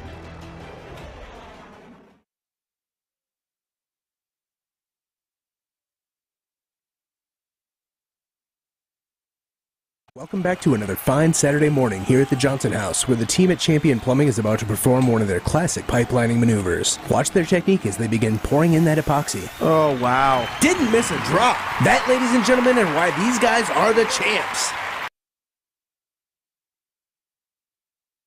Welcome back to another fine Saturday morning here at the Johnson House, where the team at Champion Plumbing is about to perform one of their classic pipelining maneuvers. Watch their technique as they begin pouring in that epoxy. Oh, wow. Didn't miss a drop. That, ladies and gentlemen, is why these guys are the champs.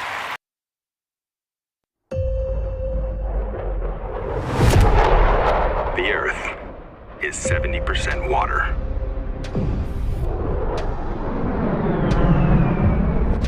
And 30% land.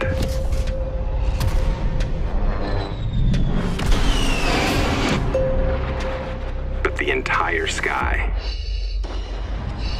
belongs to us.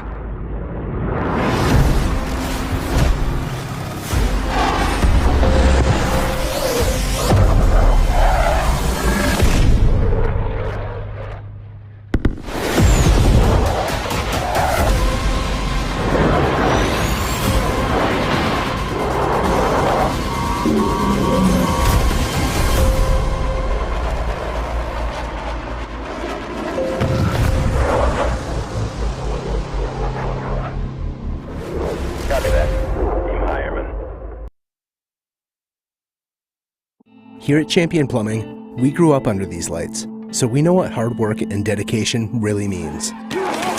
Because to us, being the best is about helping our community when they need us most. It's about giving our all on every play and every job. Being your hometown champs means being part of a team that succeeds together. So every time you call, you get nothing but our best. And that's what makes us Champion Plumbing. When I'm flying, I put my helmet on, my visor down, my mask up. You don't know who I am. Whether I'm African American, Asian American, Hispanic, white, male or female. You just know I'm an American airman kicking your butt.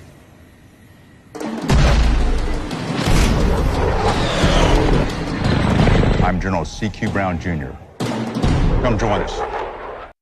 When it comes to your home, you need someone that you can trust to keep it safe and protected for you and your family.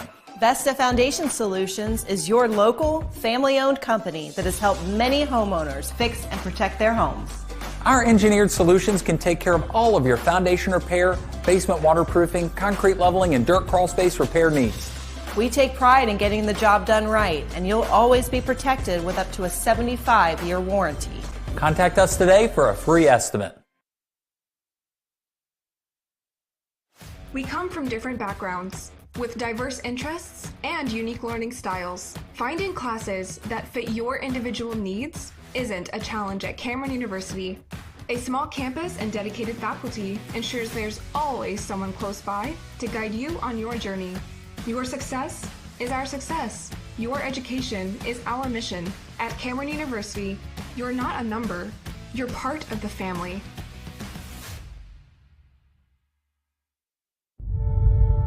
We fight the battles no one hears about. We drop into the middle of firefights to rescue others. And act as one-man air traffic control towers. We're the ones who go before all others.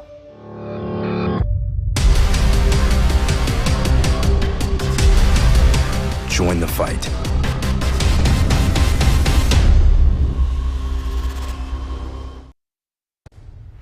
Here at Champion Plumbing, we take pride in taking care of our community. When we hit the road, we're fully prepared to solve your plumbing issues. We're family-owned, and we are the standard for plumbing service. With a team full of champions, being the best plumbers in Oklahoma is just part of the job.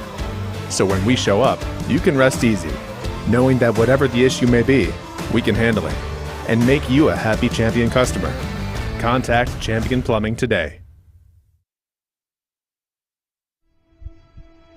I said it before and I'll say it again. Life moves pretty fast. You don't stop and look around once in a while, you could miss it.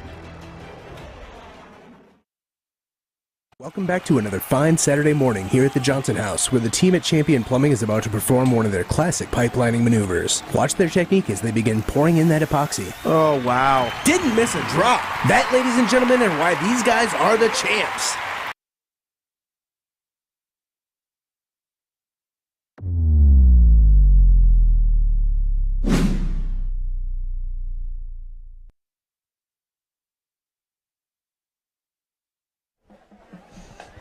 John, back live with you.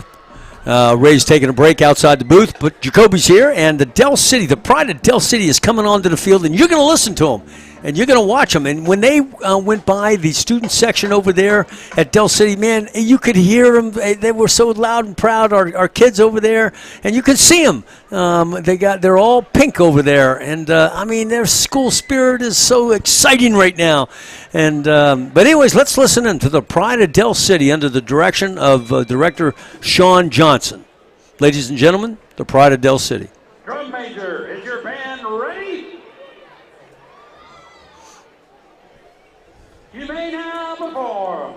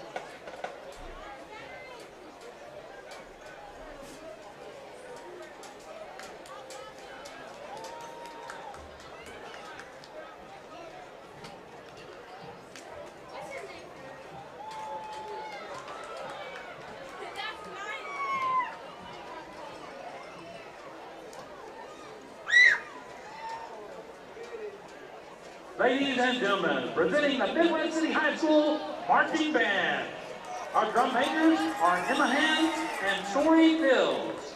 This year's halftime theme is entitled Omar Amina Desit, Love Conquers All. Tonight, they will perform a matchup of 2 songs with the same title, Everlasting Love, performed by Carl Carlton in 1974 and Howard Jones in 1989.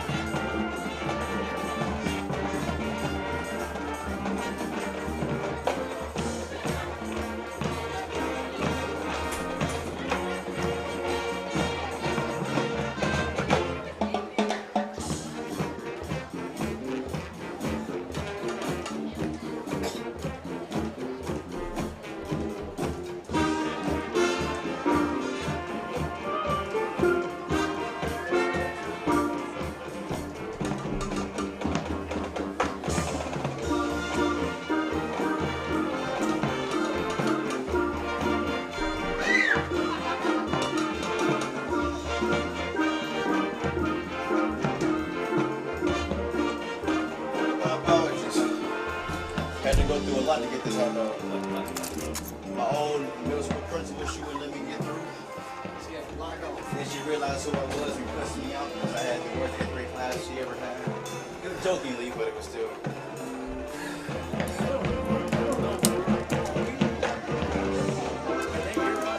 No.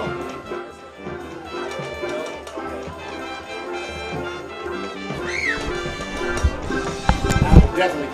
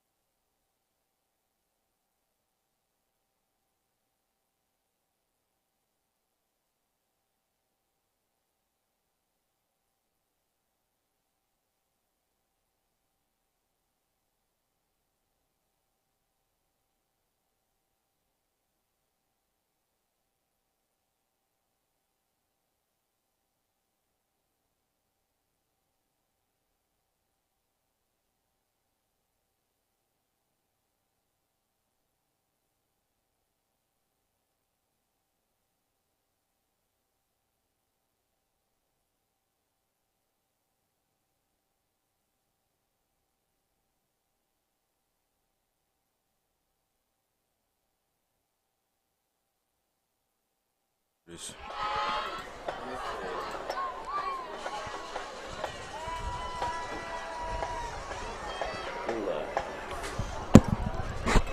John and Ray back live with you. So that was a great performance there by the Del City, Pride of Del City, and Pride of Midwest City. So hats off to those all those kids out there and the bands, the directors, and all that put in long hours so that we can have some great halftime entertainment. So at this time, I'm going to do some quick shout-outs, and then we'll try to get Jacoby and Ray for some quick commentary.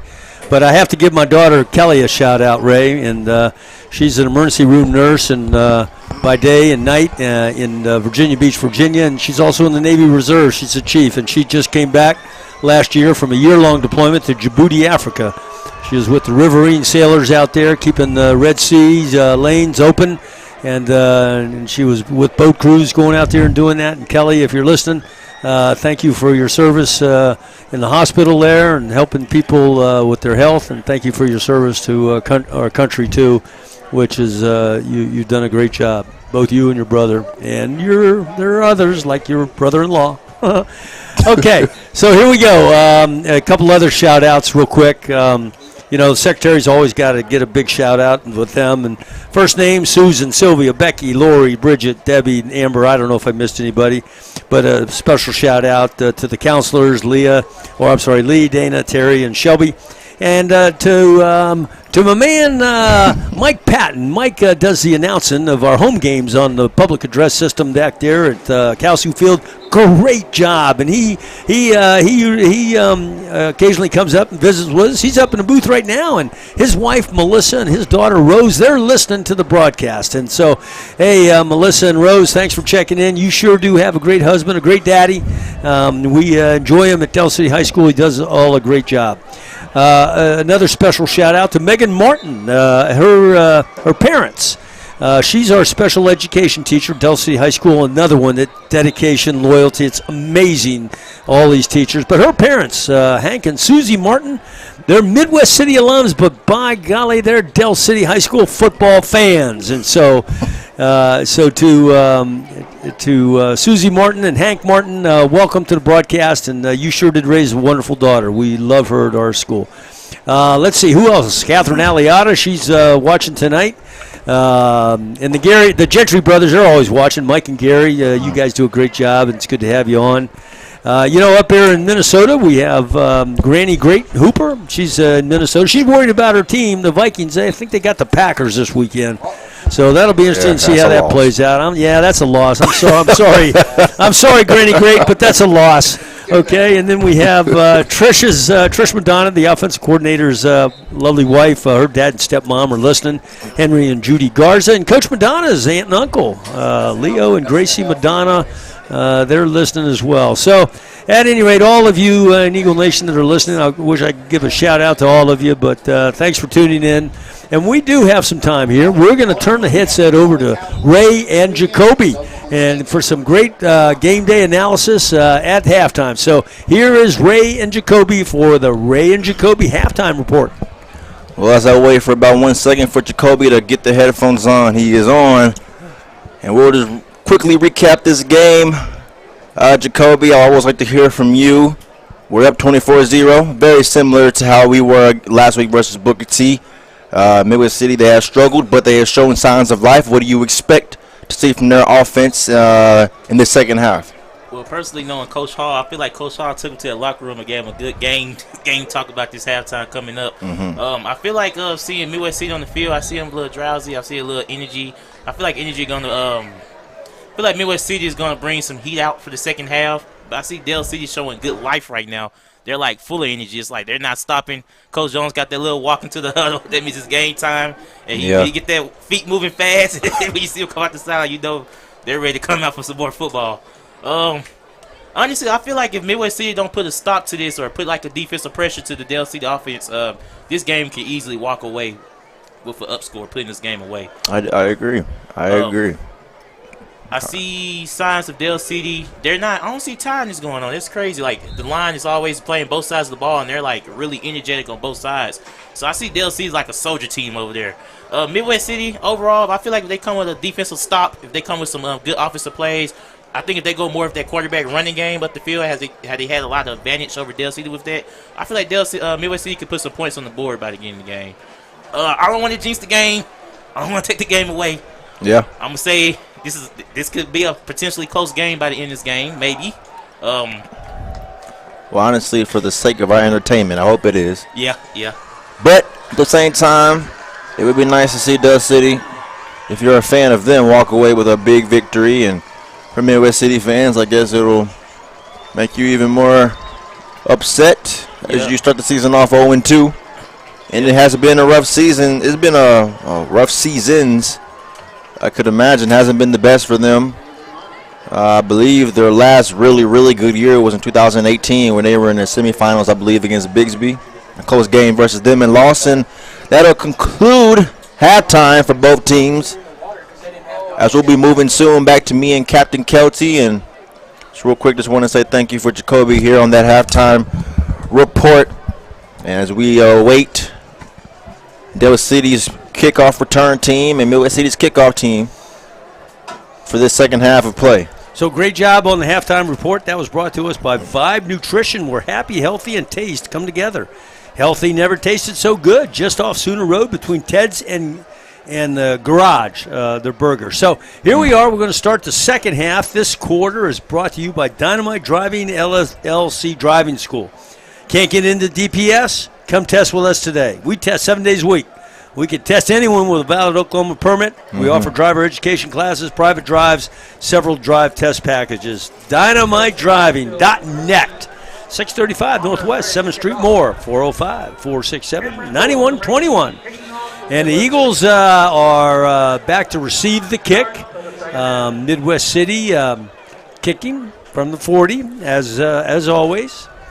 So here we go, and this kickoff is brought to you by Sparkle Boutique, a taste of elegance, class prices you can afford. And there's an onside kick, and it is recovered down here at about the 43-yard line by the alert Eagle. So the Eagles take over first 10 at the 43, and as the Ray, you'll like this shout out as the teams are swapping out here. This shout out goes to former principal of Dell City High School, Mr. John Benardello. He's one of your big-time fans, Ray. Mr. B. Oh, yeah, Mr. B. He's retired now after a long, I think, over 40 years of service in education. He's a great man. He's listened to the Eagles, and Mr. B, we miss you. We thank you for your service, those 42 years you spent, and we wish you well, you and your lovely soon-to-be bride there. So indeed. Here we go. So handoff to Adam around the left side. He's looking inside, trying to find something. He cuts to the outside. He's got a little run room. He's at the 50-yard line, across the 40-yard line, still on his feet down inside the 35-yard line, brought down at the 35.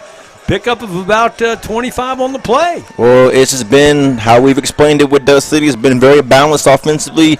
Oftentimes, you just never know what they might come out and do out of these formations. But Braylon Adama just comes out there, doing what he's done all season for the past 3 games, and just run all over this defense. And Midwest City, here they come with 3 men up front. I'm honestly not sure why they're deciding to do that. Adam up the middle finds some good running room. About 5 yards on the play out to a 30-yard line. It'll be second down and about 5, or call it 4. I happened to lead the press box, and I heard one of the Midwest City coaches right behind me. He said, all we got to do is play football. Yeah. And maybe we'll get it, he explained that Midwest City continues to do the same old stuff that they've always done, and that's why they're in this situation. And I personally agree. Another handoff to Adama on the right side. Finds no run room at all. Gap is closed. Shut the door. Slammed shut. Ball is going to be spotted at the 30-yard line. No gain on the play. 3rd and about 4. It's a really good play up there. They come back in. They bring 4 men up on the defensive front and take out that 3. I'm not sure why that was even a thing, as Dell City is not dying to put up points as they lead by 24. So there's no need to just, have them up there throwing the ball a lot. But here we go. That brings up 3rd down for Dell City and the Eagles, and I would expect a pass right here. 3rd and 4. Oh, they might run it, honestly. Eagles come out and twins down here on the near side. Single receiver up top. Back to pass is good. They got a screen over on the left side with Jadon Foreman. Shakes off one tackle. He's 20-yard line. He got some room out there. Flag on the play. He does carry it into the end zone. Touchdown. We'll see what the flag's all about. Oh, man, I can't imagine. Everybody hands on their head. It's on Del City. Yeah. And Jaden will have to erase his second earned touchdown of the season and keep his one, as that will go back, and Midwest City caught another one. A big break for them. Boy, I love to watch the big man run. You see him run with Indeed. that football. You know, if you're going to go out there and make an open field tackle on him, you're going to pay for it. More likely. He got some momentum, and he's a pretty good yard gainer with the football down the sideline there. So, all right. So let's see what we got. What's going on? Well, okay. The holding was further down the field, so the yard gain counts. It's from the spot of the foul, still first down. Okay, so still first down for the Eagles at the ball spot at the 18-yard line. Okay, very good. That came from Mike Patton. Thanks for the spot, Mike. Handoff around the right side. Adama's got running room at the 10-yard line. Cuts it inside. Touchdown to Adama. Is there a flag? Oh, it's a repeat of week 1. And Mike just sat up here and told us that Coach Jones was just mad about the penalties at halftime, and he's going to be sick because we'd have 2 touchdowns that are more than likely going to be erased.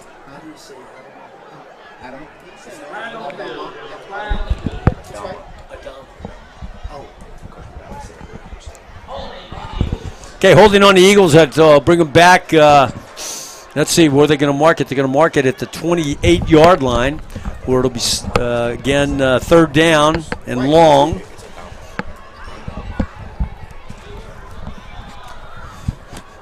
So I stand corrected. So, Ray, please inform me, the broadcast crew here, how do we say number 4's name? Braylon Adama. Adama. Yeah, we okay, I'm sorry, Braden. Yeah. So Braden gets a call up to about the 15-yard line, gets a lot of that yardage back, so it'll be third and about, looks like 5 or so. So, okay, so talk on it. It's hard to remember that. So, Ray, you correct me when I do it wrong. So let's go again. It's pronounced what? Adama. Adama. Okay, we'll get it. All right, so let's see what the Eagles are going to do here. They got fourth down. I'm sorry, they don't have fourth down. They got second down and 7. Ball spotted at the 15-yard line inside the red zone. The red zone is brought to you by Gregory's Sporting Goods, your local go-to sporting goods store since 1981. There's a snap and another handoff to Adama. He follows some blocking up the middle. He's brought down just short of the 10-yard line. It's called at the 11, which will bring up third and about 2 or 3. Well, that carry there, like you said, brings up third down, and it's just we could have been out of this situation if the penalties hadn't happened, as 2 touchdowns were erased. Now we got to earn it once more in Midwest City. They're definitely making the Eagles earn it, and they come out with a heavier package. They're going to double come tight in that to the left Wildcat. side of Turner. I don't know about that the call. Wildcat. Out to about the 9-yard line, just shy of the first down. Excuse me, it'll bring you up fourth down, about 1. You know what? It's called 2. I guess I do understand that call. I wasn't aware of that. It wasn't third and goal. It was third and I thought it was third and about 2. So now we got 4th and 2. Of course, if I'm Coach Jones, I'm gonna go for this as well. What do I have to lose? Not the game at the moment. So definitely will do that. But here we go, 4th down and 2. Okay, big down. Let's see if the Bombers get it to stop. Of course, the Bombers come out here with a stop. They'll pick up a little bit of momentum there. Have that Wildcat. Here it comes. They got Wildcat Turner off to the left side. He's got some running room. He's across the 5-yard line. It'll be a first down. Spot at the 4-yard line. First and goal. Eagles. All right, now for Midwest City, that was your chance to stop them. Put that pressure on them, and now you're giving Dust City even more cushion.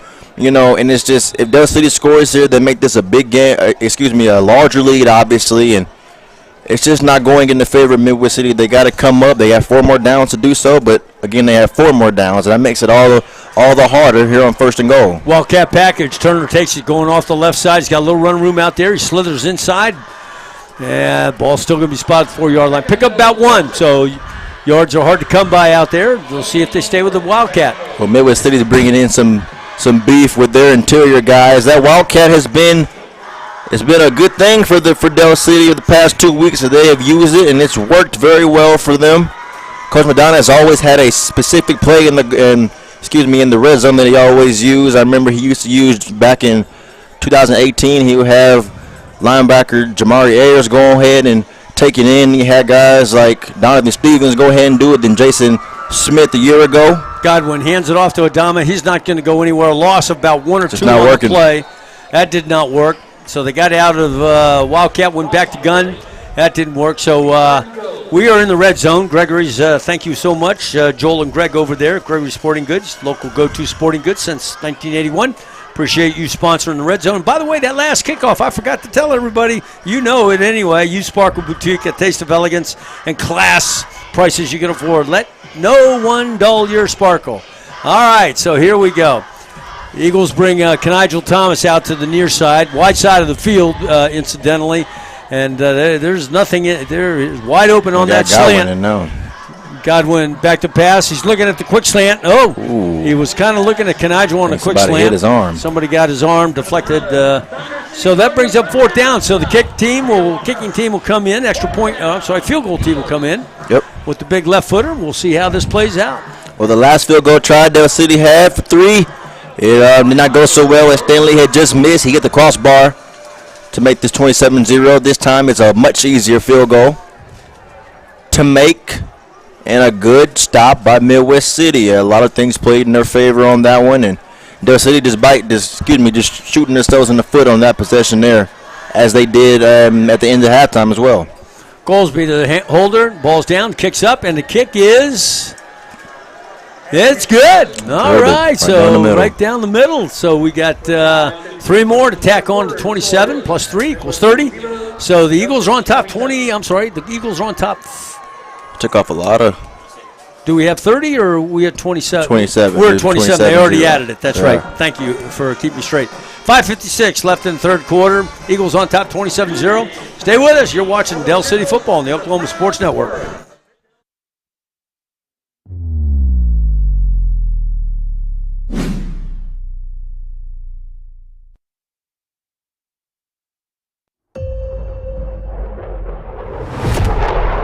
The Earth is 70% water.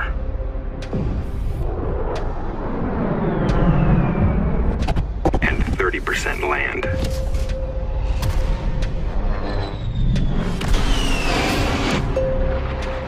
But the entire sky belongs to us.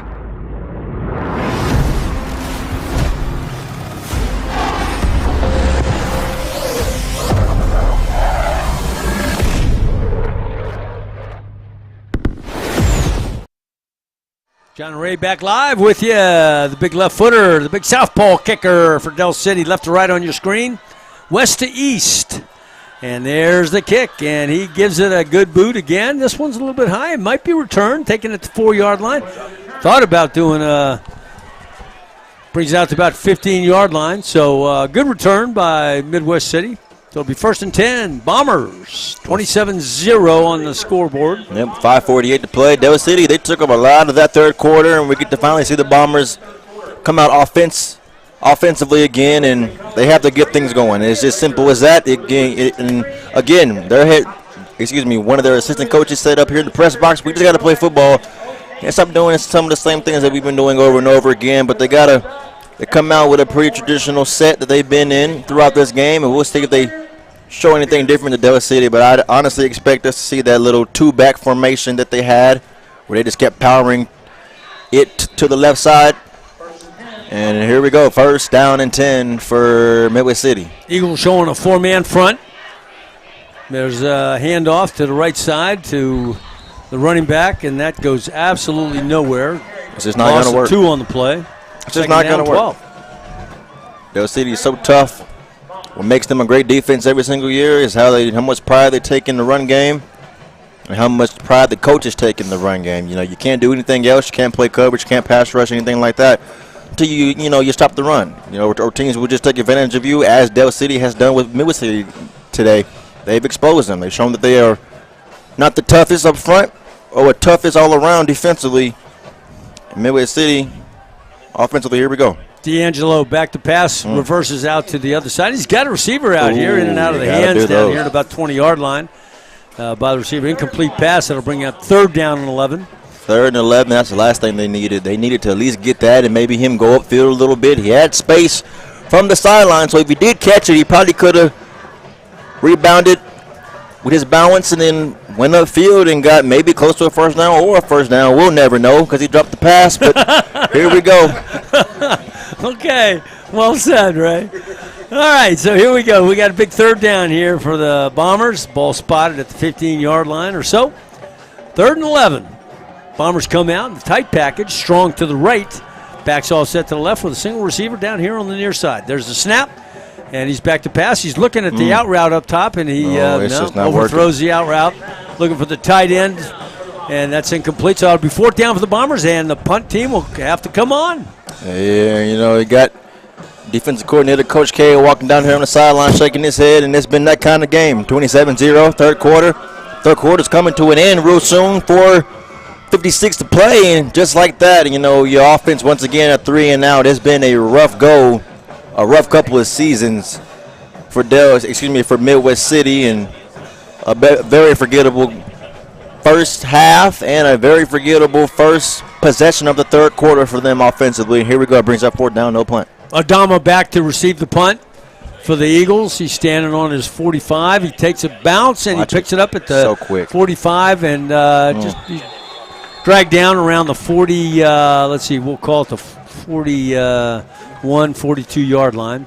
Okay. So a couple yards on after the punt, on the punt return. So the Eagles take over, 1st and 10. Ball spotted at the 42-yard line. So we'll see what the Eagles dial up here. Indeed, we will see. I don't know at this point. I feel like Coach Jones just wants them to redeem themselves about the penalties. Let's do better. Let's capitalize on on things that we are doing well. We have opportunities, and we're causing things to happen. We're holding, and we're doing all these things that are causing us to revert back. We're making all these mistakes, shooting ourselves in the foot. Let's continue to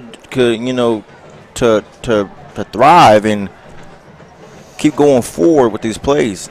Godwin hands it off to the running back up the middle. Finds some good running room out to about 35-yard line. Pick up about 7 or 8 on the play. Well, giving Braylon Adama a break it's a good call there. But once again, that's part of that 3-man rotation at running back that Del City has. If Braylon never existed, they'd be just fine at running back because they have 2 other guys who can really come in and play whenever they need to. And here comes Jaden Foreman in for this offense. A big Division I Oklahoma State commit. And Del City lines up to bring up 2nd down. 2nd and 4. We got Sweet and Canigel down here on the near side. One outside, the other inside the numbers. Single receiver up top. And Jaden has back offset to the right. Back to pass. He's looking for the screen initially. He's being flushed out of the pocket. He throws across the middle. He's got a receiver. That was a nice pitch catch across the middle on the run to the receiver. Ball's going to be spotted close to the 1st down, but I think it'll be just shy, about 33-yard line. So it'll be 3rd down and 1. Yeah, that just collapsed right in front of his face. Godwin I'm talking about. Everything just went, block in the back. Knew it was coming. I think it was on Jaden Foreman. I was surprised that the referee, the main referee back there, he didn't call it, but they did have one from the side judge. He threw that flag as he saw the block in the back on Jaden Foreman, and that moves them back. And here we go. More penalties that'll cause Coach Jones to continue to be upset. We're shooting ourselves in the foot with with bad plays. And that brings up a 2nd and very long. 2nd and about 18 or so. Oh, wow. Line up twins up top. Single receiver down here on the near side. Thomas and Sweet up there. Godwin takes the snap. He's looking to pass. He's in the pocket. He's got a receiver across the middle. And it was dropped in and out of the hands of the big man. Crossing the 30-yard line or so. Would have been a 1st down pickup. So that'll bring up 3rd down and long. Well, before it was if the ball was better, Jaden would have for sure caught it in the end zone. But now it's just a drop by Jaden Foreman, and the ball couldn't have been laid on him more perfectly than that. So good job by Godwin to put it there where it needed to be with pressure in his face. They say quarterbacks being short's a problem, and he had pressure all up in his face, and he stepped up and made that throw. I don't know. I've been proven otherwise by shorter quarterbacks that you can play that position and be very successful. So, again, nice throw and almost catch there by Godwin back to pass. He's looking to pass. He steps up in the pocket. Wow, he he throws did the it ball again. deep. He has a receiver out there. And it was another go-to by both of them. Had a little collision out there. There it was. Sweet was on the end there, and Sweet gets up. He's going to be okay. So that's going to bring up 4th down. 4th and long for the Eagles. Punt team comes on, and that was tough. Both the receiver and the defender had a shot at the ball, and they both went for it at the same time and caused the incomplete. So how Godwin is able to get that ball out is crazy to me. He was about to get sacked. I lost him in the pocket. Couldn't even see him anymore, and all I see is the ball, beautiful spiral, and pretty much almost accurately was thrown a little behind him, and that allowed the defender to come up from the backside and get his hands on it. And I would say a good job by the receiver to help knock that out, but it was an incidental collision, so I guess it just worked out in their favor. Dale City's favor that it wasn't a pick, but I guess it'd be equivalent to a punt. But we'll see where Stanley drops it off at. Well, they came after it. He just got it away. The ball's going to take a bounce. You got to get that. It's going to be blown dead. Let's see where they're going to put it. Inside the 20 still. Yeah, ball's going to be spotted at the 18-yard line, so the Bombers will take over 1st and 10. 3:34 left in the third quarter. Eagles on top, 27-0. Well, if you're Midwest City, what more do you need? Your defense is making waves for you. Well, Dale City's making waves for you as the offense continues to just do things that are not helping them, obviously, and shooting themselves in the foot, as I've mentioned over and over again, and they're not being able to capitalize on them. When it comes to this game, it's oftentimes who can make the least amount of mistakes or who can make the mistakes and who can capitalize off those mistakes. And Midwest City's not doing that at all. That's exactly right. Okay, so D'Angelo Irvin hands it off to the right back or off tackle. Okay. Picks up a little bit of running room out there. Gain of 1 or 2 yards before he stopped. He's 2nd down, about 8 for the Bombers. Game clock winding down, and we're at 3:20. Time, still got a lot of time. Well, honestly, you do. You crank up the offense, get a couple of explosive plays, and you're right back in it. That's a fact. So, one thing I want to bring up, Ray, is look at the other side of the student section. I mean, the band and the students, it's pretty awesome over there. I hope that you all can see that occasionally when the camera goes over that way. So well done to student body section. For sure, well done how it should be. Christy Cooper organized all that stuff. Okay, we're looking at a long pass. It was supposed to be perhaps a stop and go or look and go, and the receiver thought otherwise. But so it's incomplete. So that brings up 3rd down, 3rd and about 8. Well, I'll tell you what, when you have these, that's the first time I honestly believe that we've seen them take a deep shot in this ball game, and that's probably why. It's just not going to go too well for them. Dale City, they were ready for it. That was Turner there playing coverage in the back end, and that brings up 3rd down, and they're going to have to throw the ball, obviously. I wouldn't be surprised if they tried to develop another screen, but Dale City has been all over the screens the past 3 weeks against every single team that they played. So good luck with that. It hasn't worked for Midwest City at all today, but I wouldn't be surprised if they went back to it. And here we go, 3rd and long. 3rd and long. Bombers come out. They got single back, offset to the right, doubles across the line of scrimmage. Whistles. Yeah, the play clock. Oh, no. So we got a false start. Yep. Oh, man. Big number 71 right out there, the right tackle. The biggest man on the field, perhaps in the entire stadium. So it's not really hard to miss him move, and that'll bring up another longer third down than what they originally had, which was a bit concerning for the Bombers already. They have also shot themselves in the foot a lot in this ball game. Back to pass D'Angelo, and here comes screen. Another screen. They picked it up. You know what? It wasn't too bad on that as far as execution goes. The ball is still alive. It's going to be short of the first down, but they had plenty of blockers out in front, and it was executed well. But the Eagles reacted, closed the gap, and stopped the play for minimal gain. 4th down, about 5. They're going to bring the punt team out. The Bombers bringing the punt team out. You bet. I don't know. You got Jalen Sweet to return. I'm surprised, honestly. I mean, I get not going for it, but at the same time, I'm surprised they haven't tried to go for it on 4th down more in this game. But actually, I do understand this one. it's a bit concerning. They haven't been able to move the ball all game. And I want to put Del City in a good position. Jalen Sweet back this time for the punt. I The guess ball's going to go out of better off bounds. going for it. Still on the Bomber side of the field. Looks like the ball's going to be spotted about the 47-yard line. So the play teams will change here. And it'll be 1:53 left in the third quarter. And by the way, this third quarter is brought to you by Dynamite Driving LLC Driving School. Can't get into DPS? Come test with us today. We test 7 days a week. We can test anyone with a valid Oklahoma permit. We offer driver education classes, private drives, and several drive test packages. DynamiteDriving.net. All right, 1st and 10, Eagles. Let's see what Coach Madonna is going to dial up here for the Eagle offense. The Eagle offense, they realize that they got to continue to play football. This is no time to sit back. Indeed. Be thankful for a 27-0 because at any time turnovers or explosive plays can change it. Around the right side, he's got plenty of running room. He's running back number 28. I think that is Shaden Green on the run. First down, yardage about 15 yards. Nice job for Shaden Green. Well, it's just amazing to me because Coach Jones always preached how he just wanted depth. He wants guys rotating in and out, and that 3-man rotation is great. Green there on the carry. He has had a really good first 3 games of this season. We haven't talked much about him, but he deserves to be talked about. He has had a great season as of late, making his presence felt in this ball game, and he deserves more carries as he probably will get on this 1st and 10 play. Another handoff, Shaden Green around the left side. He's got a little running room out there for you. He's brought down around the 27, it's called the 27-yard line, yeah. That'll be a pickup about 3. Second down, 7. Eagles, 1:06, third quarter. Well, this is what I expect from Coach Madonna to just perhaps keep it on the ground.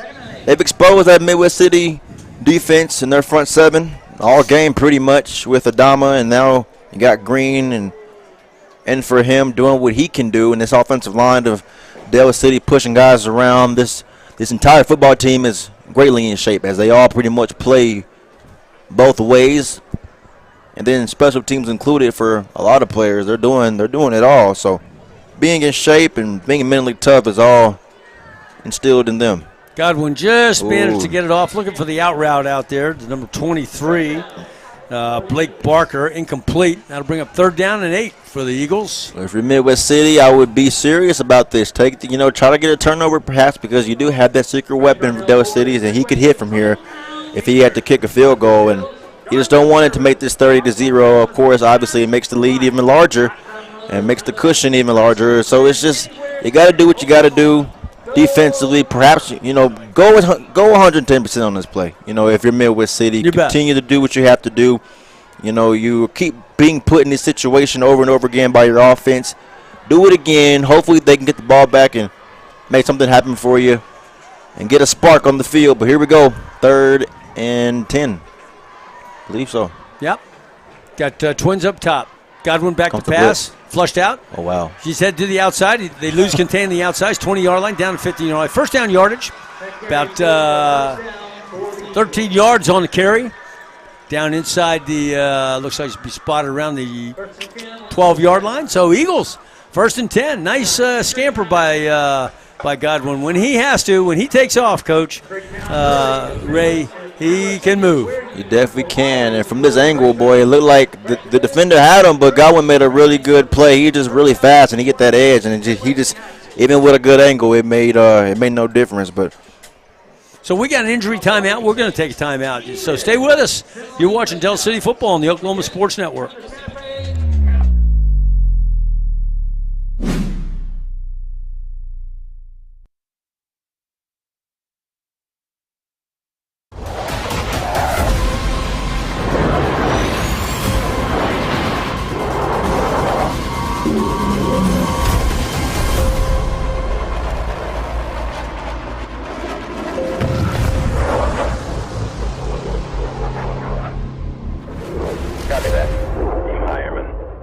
Here at Champion Plumbing, we grew up under these lights, so we know what hard work and dedication really means. Because to us, being the best is about helping our community when they need us most. It's about giving our all on every play and every job. Being your hometown champs means being part of a team that succeeds together. So every time you call, you get nothing but our best. And that's what makes us Champion Plumbing.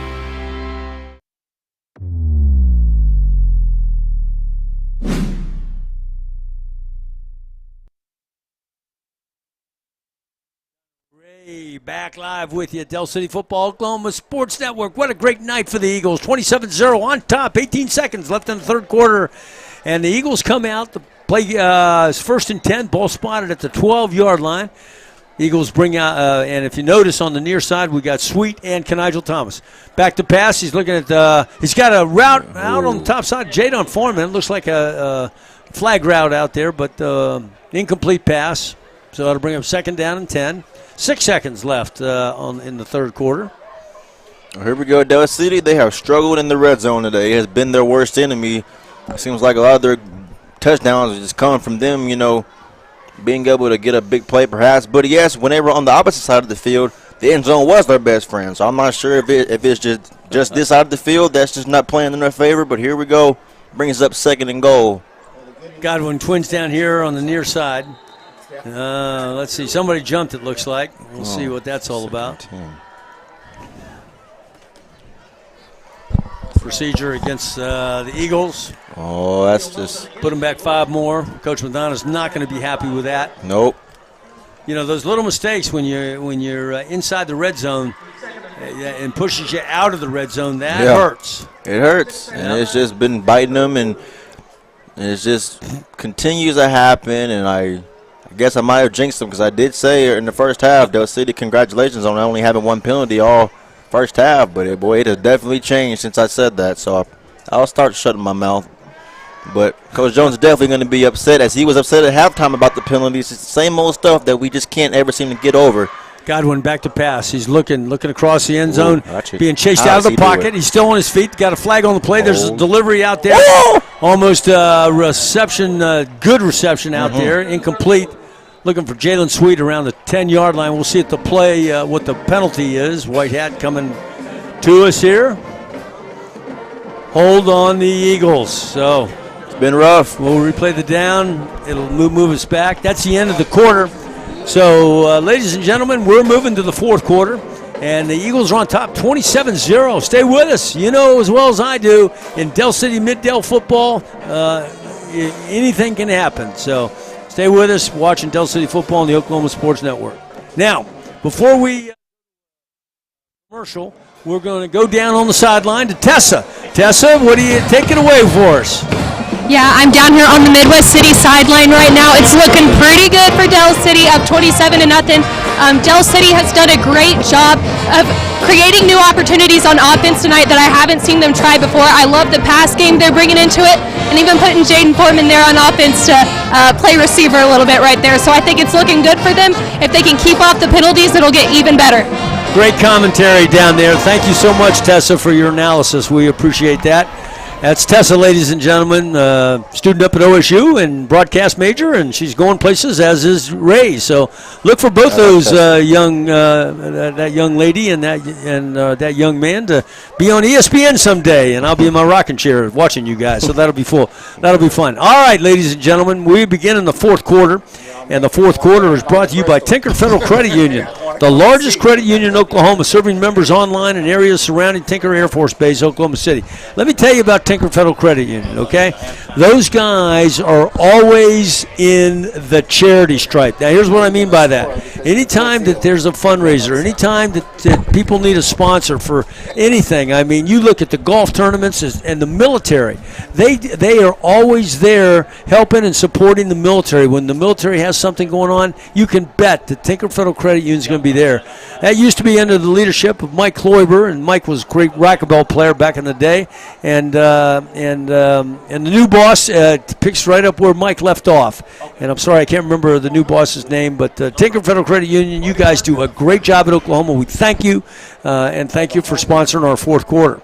All right, so here we are. We switched the fields, and we got the Eagles now defending the west side and the Bombers on the east side.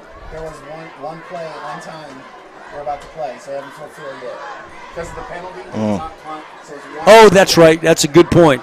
Yeah, Mike Patton's up here, our announcer, and he just brought about the fact that they had one play that happened as time expired, so here it goes. Okay. And all that time. And there goes. You got a receiver out there, Thomas. So here we go. Back to pass. Strike. We're going to strike capability right off the bat. Back to pass is Godwin. Looking downfield. Nigel Thomas on a go route. Perfectly thrown. Perfectly executed pitch catch. Touchdown, Eagles. Just like that. Maybe the red zone wasn't their best friend, but the big play is. Nigel Thomas in for, I believe, his 5th receiving touchdown on the season. Wow, imagine that. Well, here comes Stanley to kick the extra point. You're the Bombers has been one of those games. You won't forget it. Eagles on top now, 33-0. Big left-footed kicker on for the extra point. Goolsby is holder. Kick is down. I'm sorry, the ball is down. Kick is up. The kick is good. So there's another extra point. That makes it 34-0. So here we are now. We're at the end of the third quarter. Yeah. And this is Tessa, are you still down there? Boy, it'd be nice to hear from Tessa again. We'll see if we can bring her up. She's pretty excited about all this stuff. And we'll see if Tessa can give us a little bit of analysis. Tessa, you got the mic if you want it.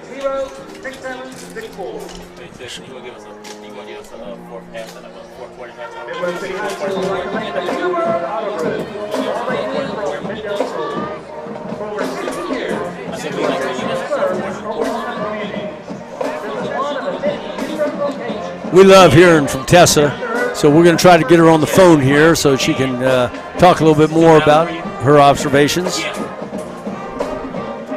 See if we can get her up. She does a great job. It's always fun to listen to her.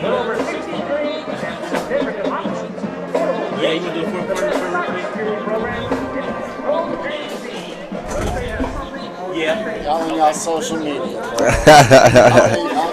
All right, I'm down here on the Midwest City sideline going into the fourth quarter for Del City. I think the biggest thing is just penalties, keeping those in check. When you're up this much, discipline is so important to make sure that Midwest City cannot come from behind. So I think that's the biggest point going into this fourth quarter for the Del City Eagles. Yeah, point taken. Tessa, thank you for that.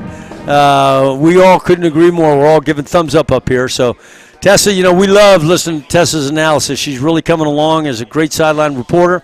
That's why we wanted to go back to her and have some more commentary. So thank you, Tessa, the big left footer. He's on for the kickoff brought to us by U Sparkle. There's the kickoff again. It goes into the end zone, out of the end zone. It'll come back as a touchback. And U Sparkle Boutique, a taste of elegance and class, prices you can afford. Let no one dull your sparkle. They're over there on Southeast 29th Street in Del City. And so now we got 11:56, fourth quarter, ball game. And the Bombers and the Eagles come out, and we'll see what the Bombers decide to do. Are they going to go win the fourth quarter? Are they going to, get better? A lot of times when you're down like this, you use the fourth quarter to get better and to improve your game. You certainly don't want to fall down out there, and you want to, compete. And so we'll see what the Bombers do here. Well, 5A, we started this season off by saying that. Well, excuse me, let this play develop and nice go ahead. But we talked about 5A this year being up for grabs for anybody. But, as we've gotten 3 weeks under our belt, we have seen Del City knock off 2 of the top 6A2 teams in football, and which one of them they blew out in being Booker T last week. And here we are versus the great Midwest City, an historic program and ball club. And they're up 34-0 entering the fourth quarter, not even a minute into it. And it's close. It's about easy to say that Del City just might be the favorites to take away 5A this year. I agree. Angelo looking deep down the left sideline and way overthrown the receiver. As a matter of fact, back defending was number 10 for the Eagles. That's Josiah Burris. Haven't called his number, but that means he's doing a good job over there usually. Indeed. And so that'll bring up third down and long, 3rd and 8 for the Bombers. Midwest City hasn't really, just took a lot of deep shots, and for good reason. Booker T tried to tried a lot last week, and it didn't play in their favor. They might have connected on 1 or maybe 0 last week. And Choctaw, they were better off doing what they did. They had a lot of slants and stuff going on over there, a lot of underneath stuff to pick apart Del City. A smarter way to go about it. And here we go. There's a snap. D'Angelo stays in the pocket, reverses out to the right. Flag on the play. There's a ball down the sideline. It's out of bounds. Incomplete. Excuse me. I believe we get a hold, It Captain. looks like we're getting a hold. Yep, you bet, Ray. Yep, there's the hold. It's against the Bomber, so that'll push him back a little bit. Maybe you can decline it. Ray, I just got a text while we're moving the ball around here a little bit from one of our teachers. Her name is Melissa Ritchie. Last year she taught science. This year she's doing a home ec kind of stuff. She's one of the greatest cheerleaders that we have in our school. She's also a volleyball coach. Kids love her. Kids like hanging around her classroom. Anyways, Melissa, thanks for watching. Thanks for all you do for our kids. You are a superstar, lady. Stay with it, and you're going to be Teacher of the Year. I can't wait till you're Teacher of the Year. So thank you for checking in with us. All right, so here we go. Eagles back. And for the no. The ball, there we go. Special teams again. The ball's on the ground. Watch it. Ball is kind of moving around a little bit from handle to handle before it is finally recorded and picked up and recovered.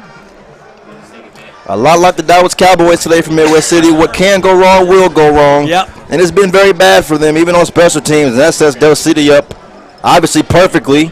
And this end zone, this red zone, has been their best friend, as it was mentioned earlier. So if I had to bet my money on it, I'd say they just might walk around and walk out with 6 points. But we'll never know. Midwest City has definitely balled up in the red zone since the second quarter. So we'll see. Del City will start off first and goal from the 3. 10:50 left, fourth quarter, 34-0. Eagles on top. Ball spot at the 3-yard line. Eagles come out, and it looks like they're going to be in Wildcat. Turner in Wildcat, and he's going to take it around the right side. Follow Jadon Foreman all day into the end zone. Walks in like Ray just said, and so another 6 points for the Eagles. I don't know what a night it is. Yeah, what a night. What a night. And I'm sure everybody in 5A is watching. Yep. I'm sure they might have even expected this. Del City's coming, y'all, and it's a different era. It's a different time. And Coach Jones has this team fired up and ready to go. It's not the same how this rivalry used to be where Midwest City dominated it. It's definitely changed. The tables have turned. And we're going to see this extra point, see if it'll increase to 41-0. There's the big southpaw. And his kick is up, and the kick is good. So put another point on the board. That makes it 41-0. Eagles on top. So, ladies and gentlemen, the Eagles are having their way tonight, and it's always enjoyable to watch the Eagles. But again, I want to also point out the support, the student body support from the sidelines, and I know that a lot of Eagle fans are tuning in. Melissa was watching her one of her relatives play Mustang. She's sitting in the stands watching the Del City Eagles, and I know that that's kind of the way it is around Oklahoma nowadays. People keeping an eye on what's going on for Del City. So. We're going to take a quick break. 10:47 left. First, in the ball game, 41-0. Eagles on top. You're watching Del City football on the Oklahoma Sports Network.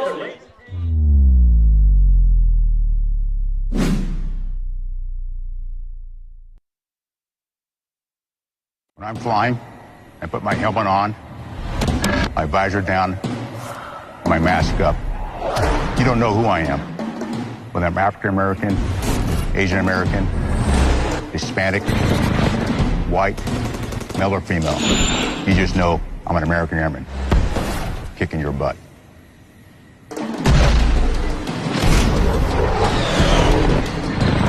I'm General C.Q. Brown Jr. Come join us. John and Ray back live with you.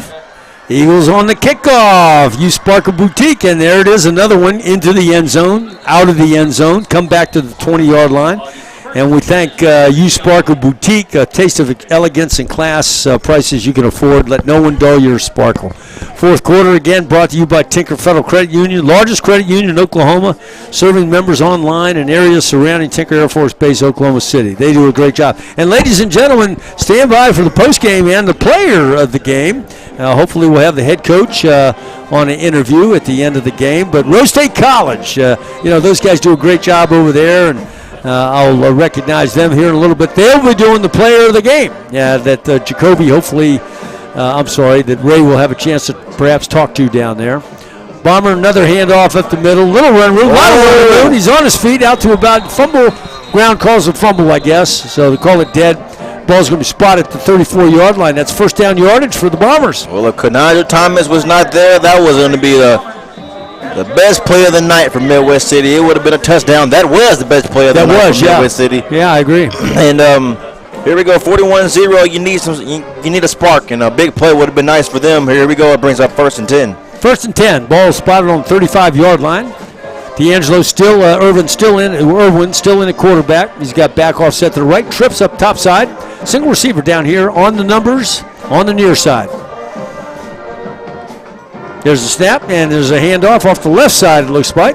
Not much of a gain on the play, maybe 1 or 2 yards. Bring up second down at about 8. Yeah, and they're not. Oh, they are. Actually, they are. They're gonna, go a little fast. They're not in the biggest hurry, but they're not at that slow pace that they usually are. Midwest City is not built. Their offense and their team is not built for these shootout type of games. They're more. We're gonna play tough defense and keep the score. Keep the score low, and then the offense have to, keep it on the ground and do what they got to do to get past. And when you play a team like Del City, who's going to put points on the board, it's just been tough. But here they go. They need big plays. 2nd and 8 for the Bombers. They run trips up the top. There's another handoff to the right side to the running back. And some tough going in there, some tough yards out to about the 40-yard line. Bring up 3rd down at about 5. So interesting that the Bombers are just kind of staying with the ground game, inside ground game. It is interesting. Yeah. It's just like the coach said in the press box. It's the same old stuff, and it's just, like I said, they're not built for a game like this. They weren't coming into this game saying, let's run the score up versus Del City. They were trying to keep it low, play some good, tough defense. Didn't work out from the first snap of the game, and here we are with a big lead for Del City, obviously, and 3rd and about 5 for Midwest City. There's a handoff this time around the right side, trying to get to the edge, and does get to the edge. Cuts it inside, lands on top of the numbers at midfield. Pickup of about 10 yards on the play. That'll be a Bomber first down, 8:25 ball game. Yep. And Bombers kind of showing a little bit of some brightness here as they try to put a drive together. That brings up 1st and 10, and out of nowhere, they all seem, if they would have had this 3 quarters ago, they'd probably be a closer game. Everybody seems, you can tell the body language is even different from this offense. They're more juice and ready to go. Yep, you're right. Now Bombers running doubles, another handoff, staying on the ground pretty much. Yeah. Not that time. Didn't do too well. No, it didn't do too well. Ran into that front 4 there. Tango, like you said, 50-yard line. No gain on the play. 2nd and 10. Well, you said 2nd and 10. This defense is they're expecting it. They're coming out with these different formations, and there's pretty much running out of them. Wouldn't be surprised soon if we were to see, Irving keep the ball again soon, but it hasn't worked. It really worked a lot versus Midwest City, but tonight it just hasn't been the best thing for them. But see what they do here. Another handoff. It's working. Yeah, pick up about 4 on the play. Ball be spotted about the 46-yard line, let's call it. 2nd down. That'll be 3rd down.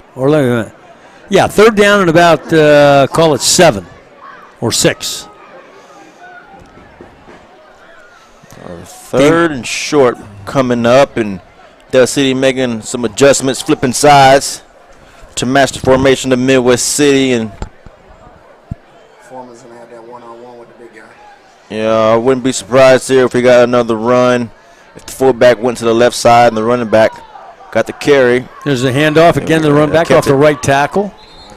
Ran sideways for a good while, and the ball's going to pick up about 1. Ball spotted at the 45-yard line. So We're at 4th down and 5 for the Bombers. Well, they are in Eagle territory. Okay, yeah, like you say, they are in Del City territory, but this time they cannot obviously come and punt.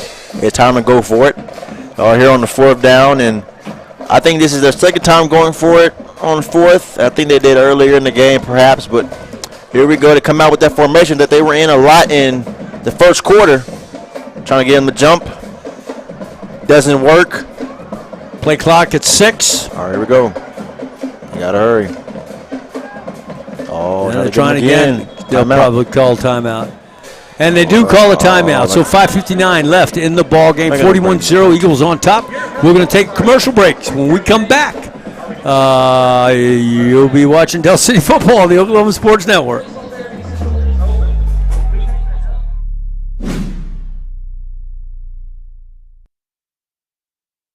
When it comes to your home, you need someone that you can trust to keep it safe and protected for you and your family. Vesta Foundation Solutions is your local, family-owned company that has helped many homeowners fix and protect their homes. Our engineered solutions can take care of all of your foundation repair, basement waterproofing, concrete leveling, and dirt crawl space repair needs.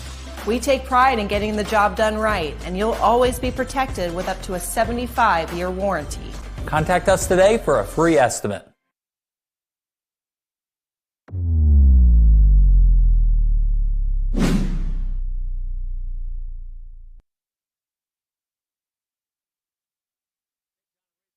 With you, 5:59 left in the ball game. Eagles on top, 41-0. It has been all Eagles. Eagles scored on the first 3 possessions. They have struck with the big long toss to Canigel. They've run inside, and the special teams has been having a good night. A lot of penalties, though. Coach won't be happy with that. There's a handoff. Oh, wow, he might break it. Nah, I don't think he got it. Down to about the 40. He's pick up a couple on the play. So it's been rough. That'll be turnover to the Eagle offense. It's been a very forgettable night for Midwest City, but they won't forget it. If you're a senior for either Midwest City or Del City, I couldn't imagine if you're a senior from Midwest City, to go out like this might not be obviously it's not the way that you would want to. For Del City, there's no better way to go out but to, perhaps cap off a game versus your biggest rivals.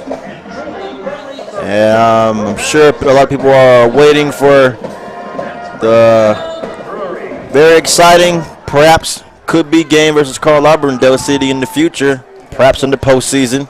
I think about it often, in all honesty. But here we go. Here we go. We are here for week 3, 1st down and 10 for Del City. And Godwin has back offset to the right, and it's going to be a handoff. And scooting up there, number 28 on the carry. That's Green. That's Shaden Green again. So that little kid's got some good moves and some good shake and bake to him. Brings the ball up to about the 48-yard line. So it'll bring up 2nd down.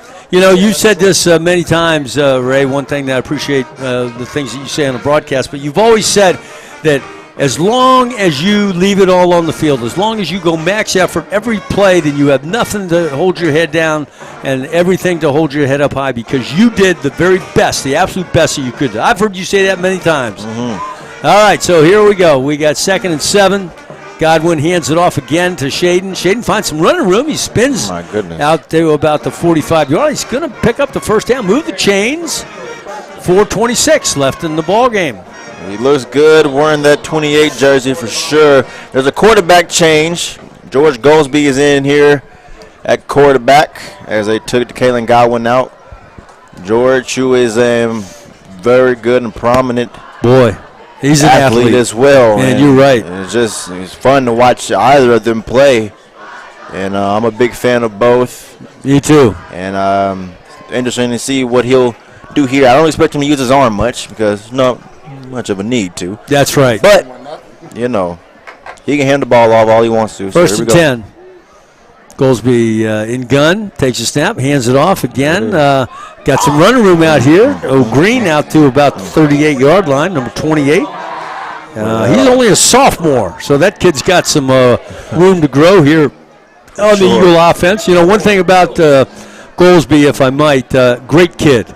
You know that, Ray. You've been around him. All these kids are great kids, but I've had a chance to call his baseball games. He's an athlete. He plays all over the field. You name it. Where does the coach need you? He's going to be there.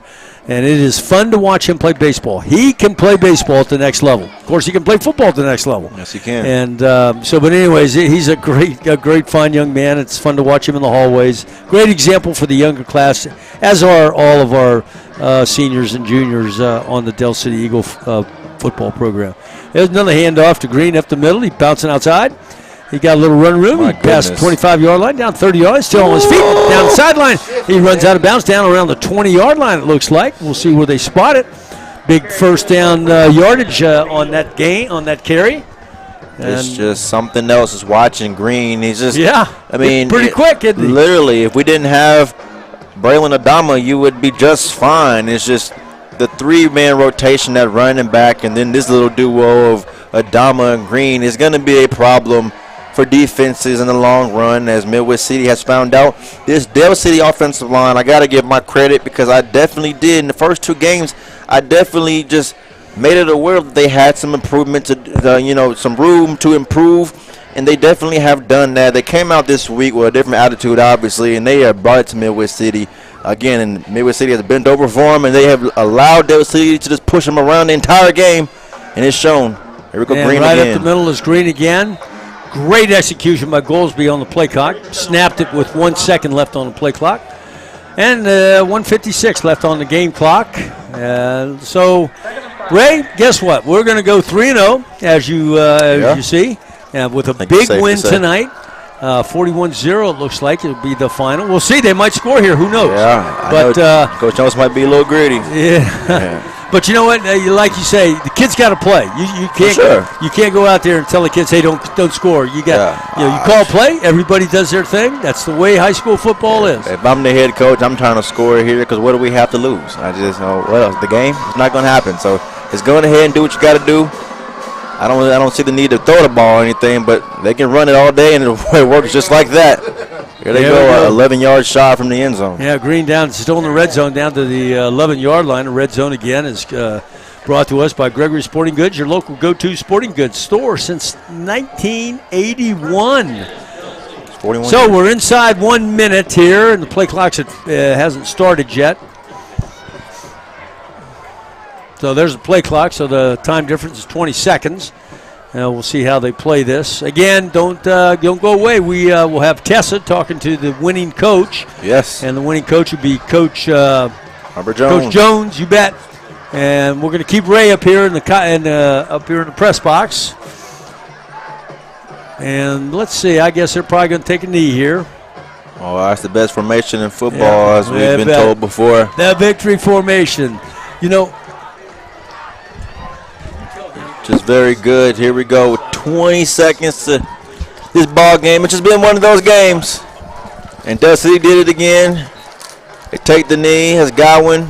About 10 seconds left. They can go to their respective sidelines as the clock ticks down. 5, 4, 3, 2, 1. And Mid-Del, you're looking at what could be your Mid-Del champions real soon. And perhaps even your state champions. Del City wins 41-0 over Midwest City. This is one of those games. Eagle Nation, look at the fans over there on the Eagle side. So many students. Imagine that. I mean, this was a great showing by our student body, by the teachers that have come out to watch, by the parents and the families. I mean, our camera guy is scanning the bleachers over there. You see what's going on. Those kids and those families are so happy with Del City football, because here's why they're happy. Yeah, we won. You know what? But those kids are getting an education, and those kids are learning that character counts.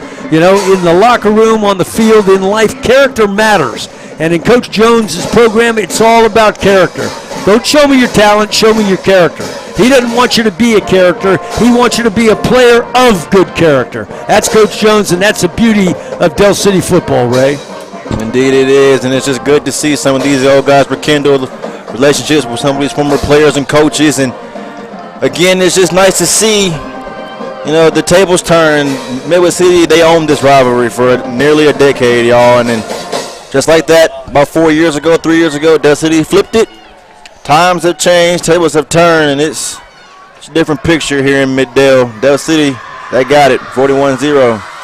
So, Ray, I want you to get off the headset and talk to Jacoby about the player of the game. What do you guys think? All right, well. That's a hard one, huh? That's a hard one. Yeah. Might have to give Coach Jones a player of the game for this one. Oh, how about that? That's kind of interesting. Yeah, that defense. Oh, yeah. The defense as a whole they might need to get the players of the game. It was very good. Tango McCauley had a really great game tonight. And, again, when you pitch out a shutout, it's to keep a team from scoring 3 points and let alone, 7, anything. It's hard, especially a team like Midwest City. So the defense, I give it to them. They are the unit / player of the game today.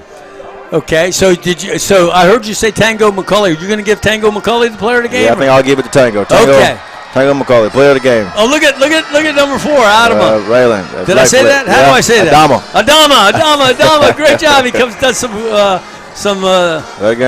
some somersaults out there. Great job. So we're going to be able to get Coach here in a little bit.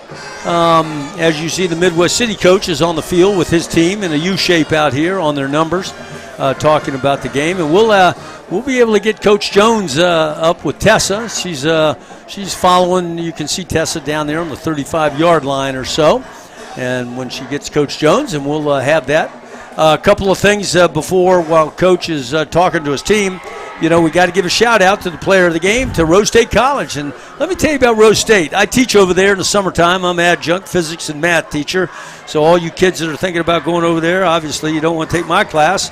But I tell you, they got great professors over there, a great thing going on. And if you want to learn to fly drones, Rose State College Center for Workforce Excellence offers a 2-day Mapping with Jones class.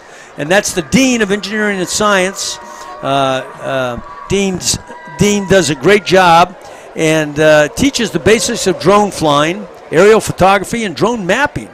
Find more information on their website. And that's Dean Stoddard that actually teaches that class. And let me tell you some other things about Rose State. Want to learn new skills and get a high-paying job? Rose State College offers majors in science, technology, and engineering that will make you competitive in our high-tech economy. It's greater to be a Raider. Apply today at rose.edu. And let's see, what else can I tell you? Parents, if you're listening, are your kids thinking about their education after high school?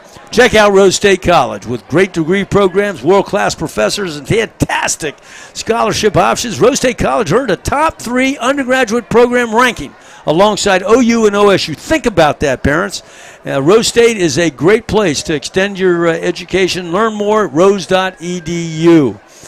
And let's see, I'm going to do a rundown of all of our sponsors. I did it last time, and I did get some feedback from one of you that said that they appreciated that. But our countdown to kickoff was sponsored by Champion Plumbing, and the keys to the game, Motor Fix Mower and Small Engine Repair.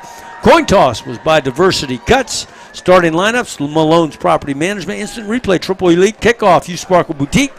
Scoring recap, Champion Plumbing. Red Zone, Gregory Sporting Goods. Halftime, the Vibe Nutrition. Player of the game, Rose State. And, of course, all of our quarter sponsors. So I can't see if Coach Jones has Tessa down there. Can you see? I see Jones walking, and Tessa's on a totally different end. I know at this interview is probably the last thing on his mind right now. But, yeah, they got somebody him. Just told him. They got him. He remembers. So Coach Jones is going to come back to Tessa. He's coming away with a victory. He is the winning coach of the big rivalry game here, so he's feeling pretty good. His team is now 3-0, and we're going to go down on the field as Tessa is going to interview the winning coach, Coach Jones of the Del City Fighting Eagles. So stand by as we get that interview for you.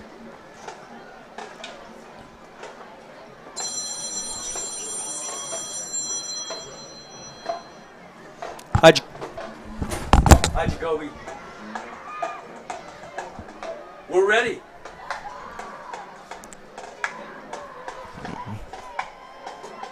We're ready.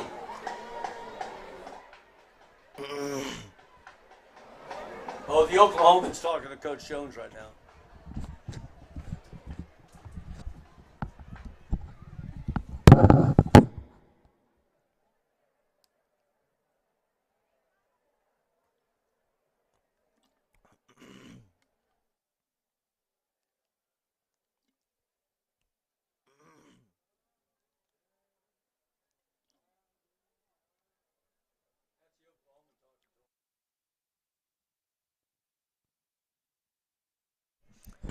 So, Eagle Nation, I see that the Daily Oklahoman is talking to Coach Jones out there.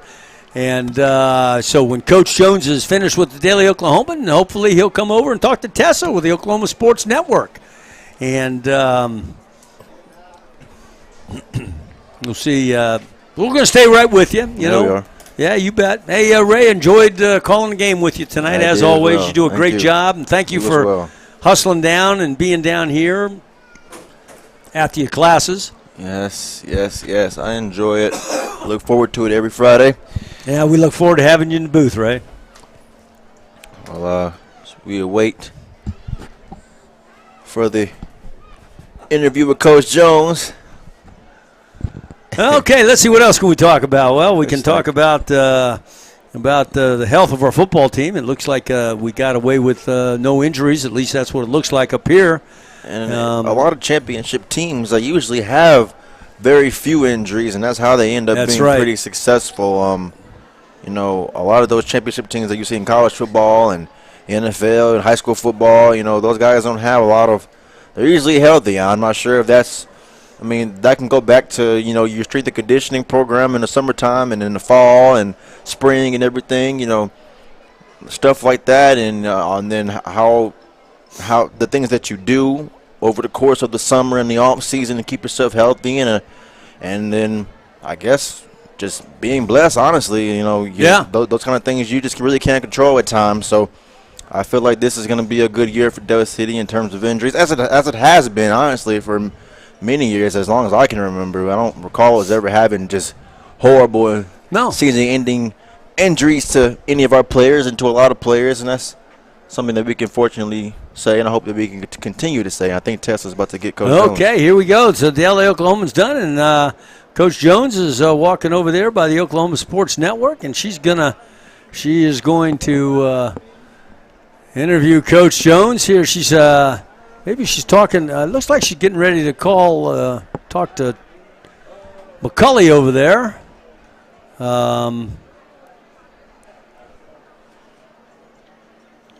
Let's see. She brought Kanigel out. Here goes Coach. Okay, Coach is going to talk to Tessa. Tessa, take it away. You got it.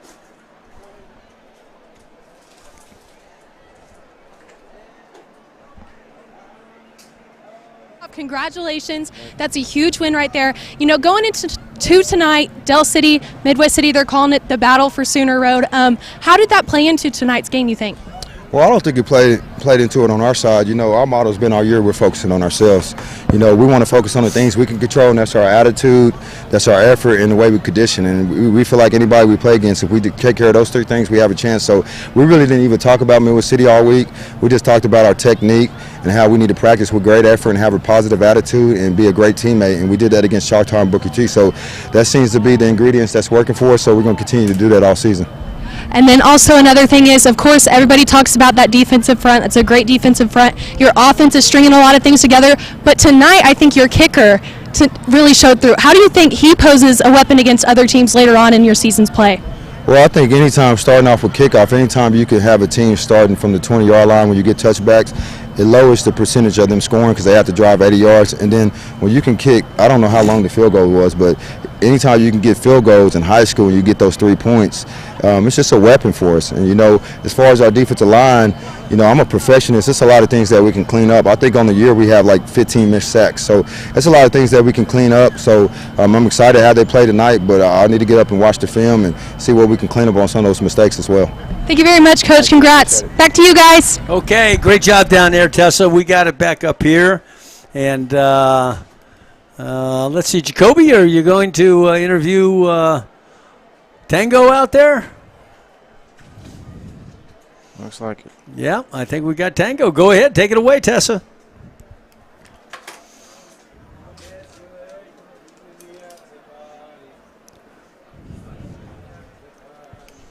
Yeah, she's getting set up out there.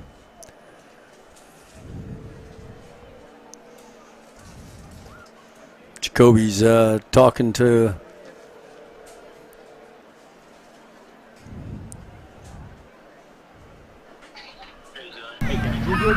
Okay, we're clear. You got it.